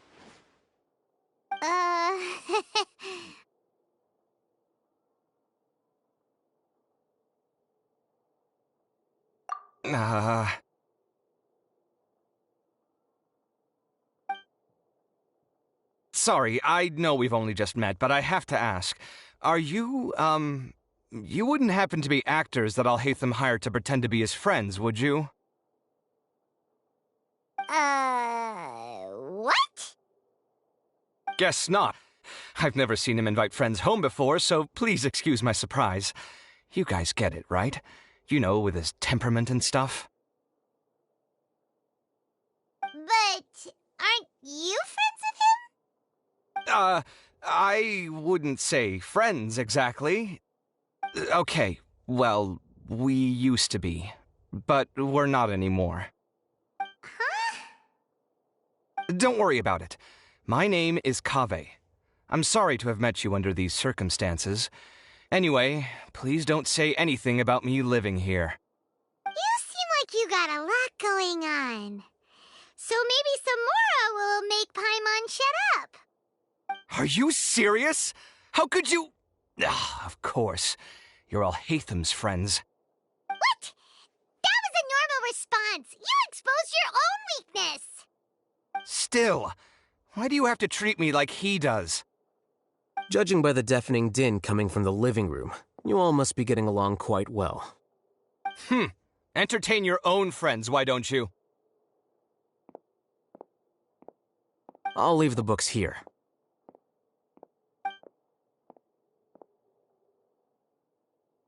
Paimon's dizzy from reading. This is way too complicated. Why don't we just ask questions instead? Paimon wants to know, oh, how did you know about the collective consciousness's weakness? A year ago, Suraj presented his thesis to the Grand Sage, who offhandedly asked for my opinion. I actually responded with 2 lines of reasoning. The first, as I've already said, was that his research was on human evolution, a subject prohibited by the academia. The second was that I thought the direction of his research was too extreme, but his approach too conservative. Wait, that's too conservative? He built such a large lab, gathered all those people, and even tried to get rid of you! One way to stabilize a collective consciousness is to remove the test subject's humanity altogether. The optimal solution to achieve collective consciousness is to focus solely on the overmind and treat the other test subjects as tools. That's way too dangerous. You're not seriously considering that, are you? 'Cause, whew. I'm merely stating the facts. If Suraj had done that, I would have felt his work to be just as senseless. It's impossible for any species to evolve overnight, and humans without their humanity cannot be called humans. That's why the academia prohibited research into human evolution. Most research of this kind tends to run contrary to evolution. Huh. Paimon gets it now. Ha! That's rich coming from you. If humans aren't humans without their humanity, then you'll probably evolve into some other species in another decade, I wager. What about you? Are you going to devolve into a fungus? At least I'd be a fungus with empathy. Sorry for eavesdropping, but what happened to you guys? Are you in trouble? Sort of. We encountered a strange researcher that had it out for us. Are you all okay?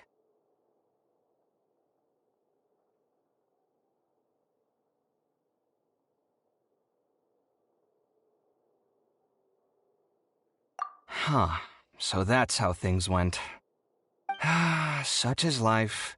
If only he'd known, Alhaitham could have stayed indoors today, and the whole thing could have been avoided, right? Plus, he could have helped me with the housework for once. See those books? They've been sitting there waiting for someone to sort through them for an age. If you're not gonna read them, tidy them away. They don't belong there.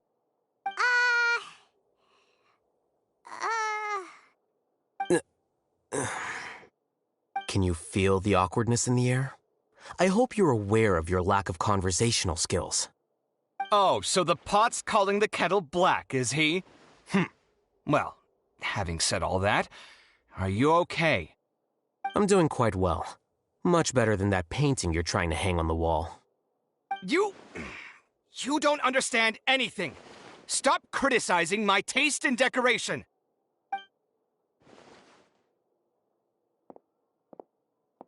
Paimon can't tell which of them is more problematic. You whisper very loudly. Oh, yeah, Paimon's been told that. Do you have any more questions? Let Paimon think. Oh, by the way, the other researchers apologized to you. They hope that you can forgive them. I bear them no ill will. More accurately, I don't really care about what they think of me. To some extent, they were also fooled by Siraj. The Matra will take this into account at their trials. Ilias also said that he wanted to tell us the truth at Gandharvaville, but he didn't have the courage. He apologized to you, too. It doesn't matter.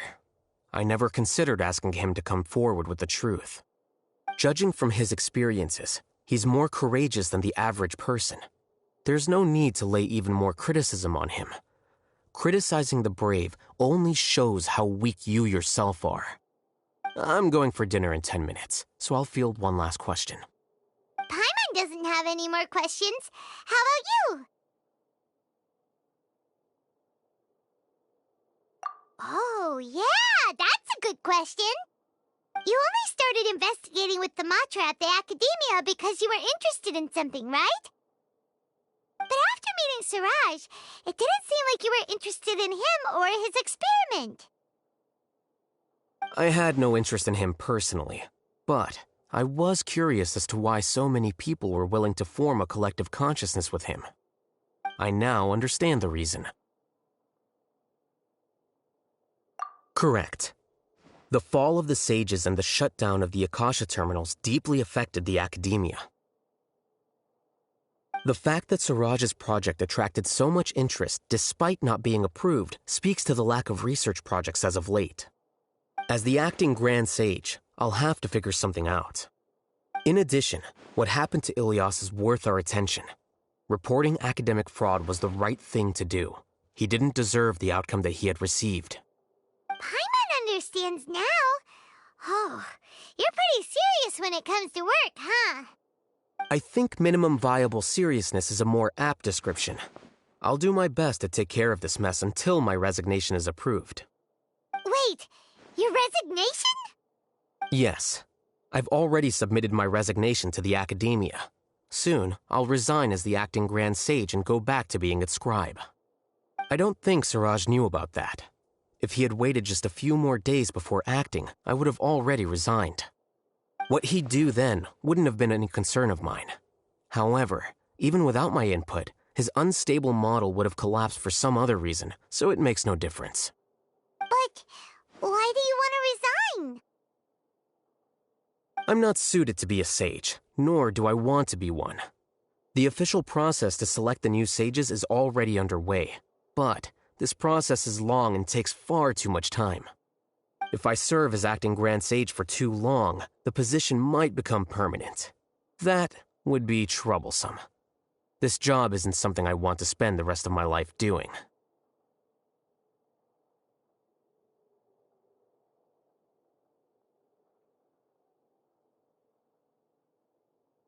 It's important to keep your priorities straight. Well, it's about time. You two should grab some dinner as well. Oh, now that you say that, Paimon's kinda hungry. See ya! We're gonna grab some yummies! See ya.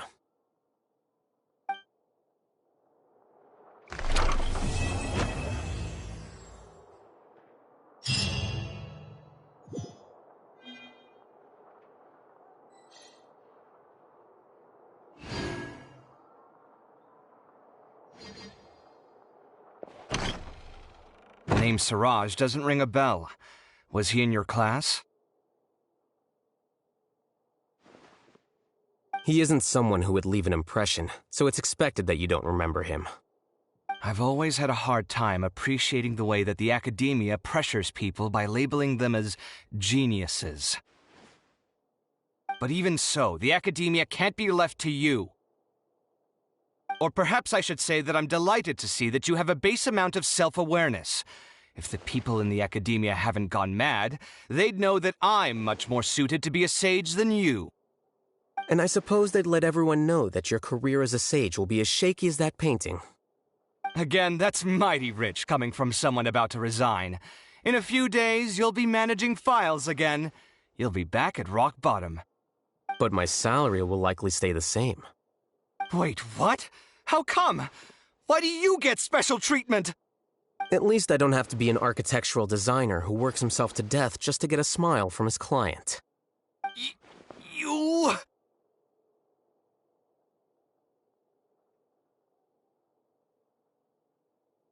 I took time out of my day to clean the living room for you, and this is the thanks I get for it?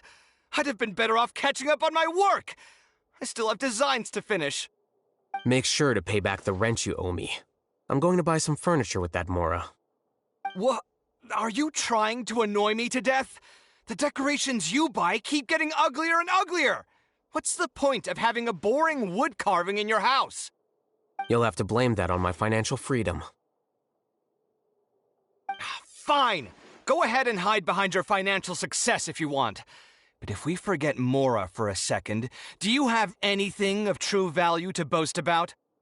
I think I'd have too many choices, to be honest. You, on the other hand, can you think of any redeeming features at all? Artistry, for sure. You don't know the first thing about interior design. Don't go off buying random furniture unless you take me with you. So I'll have to bring you along and then buy you drinks? Of course. But why would I do that? It would just be another form of a loan, and you'd have to pay me back eventually.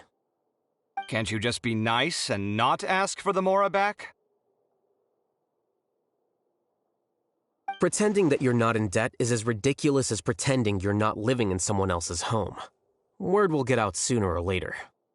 Speaking of which, your friends won't say anything, right? Tell them to keep all this a secret. There's no need to hide it so carefully. I think the truth's already out. You're such a lightweight that a few drinks at the tavern had you spilling all your beans. What? No, it can't be.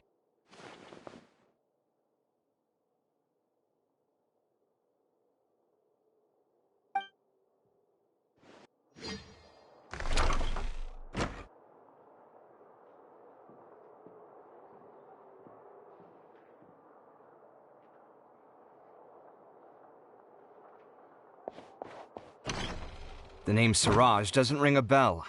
Was he in your class? He isn't someone who... I've always had a hard time appreciating the way that the academia pressures people by labeling them as geniuses. But even so, the academia can't be left to you. Or perhaps I should say that I'm delighted. And I suppose they'd let everyone... Again, that's mighty rich. But my salary will like... Wait, what? At least I don't have to be an architectural designer who works himself to death just to get a smile from his client. You... I took time out of my day to clean the living... Make sure to pay back the rent you owe me. I'm going to buy some furniture with that... What? Are you trying to annoy me to death? The decorations... You'll have to blame that on my financial freedom. Fine. I think I'd have too many choices, to be honest. You, on the other hand, can you think of any redeeming features? Artistry, for sure. You don't know... So I'll have to bring you along and then buy you drinks? Of course. But why would I do that? It would just be another form of a loan, and you'd have to pay me back eventually. Can't you just be nice and not ask for the Mora back?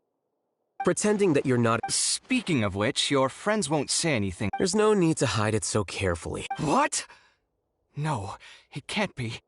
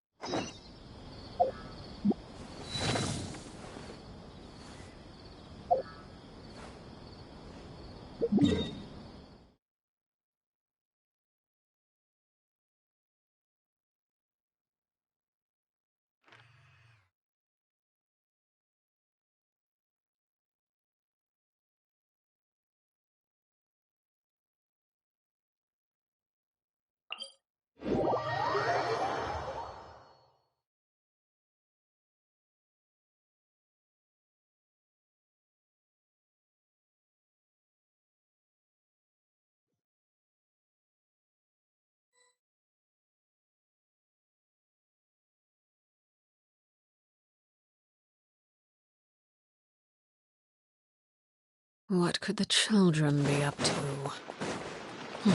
Never mind. Let them do as they please.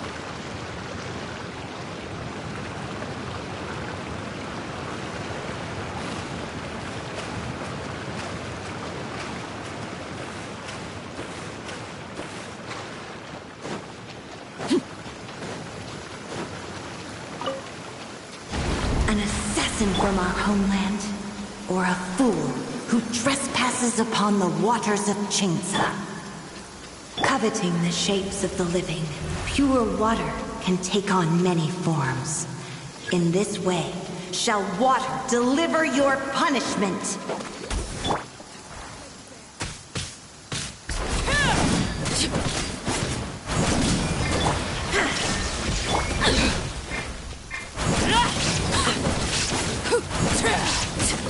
The power of water is its ability to take any shape.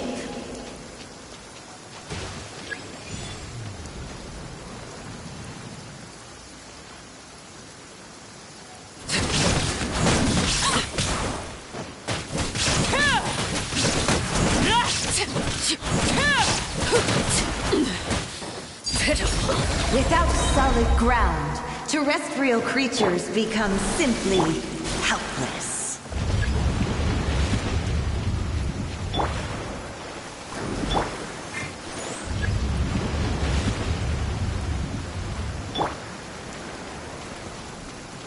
The power of water is its ability to take any shape.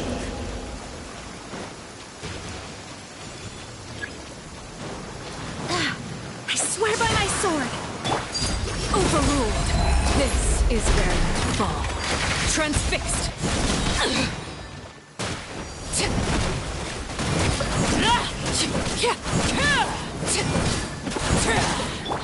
There is no escape!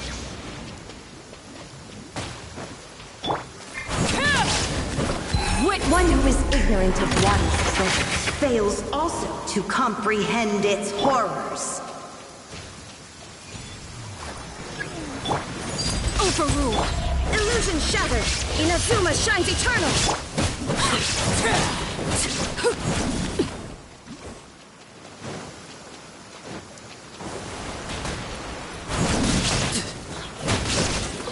Let's see what happens when you lose your foothold.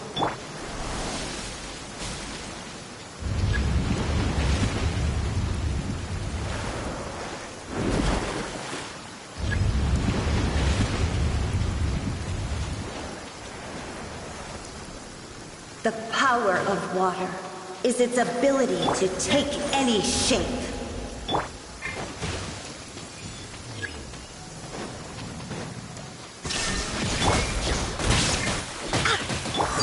Transfixed. Go on.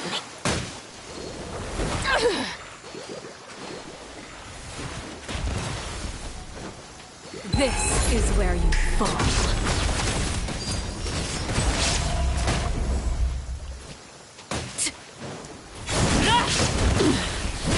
Pitiful. We seek but a small haven of tranquil waters. Is that so much to ask for? As long as rain falls and rivers flow, water will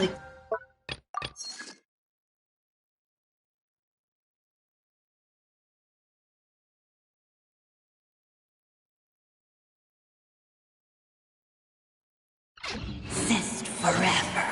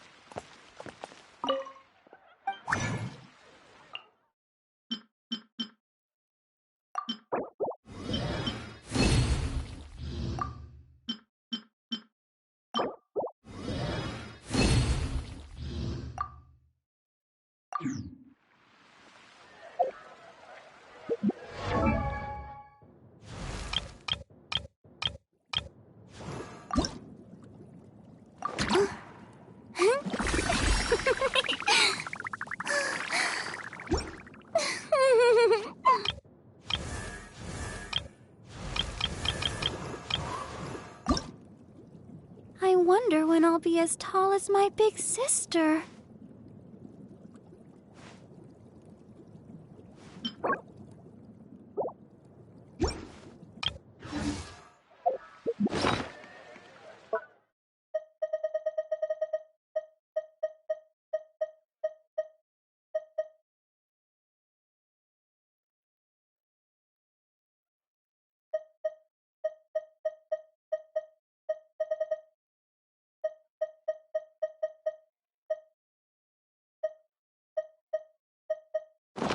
Something you wish to report?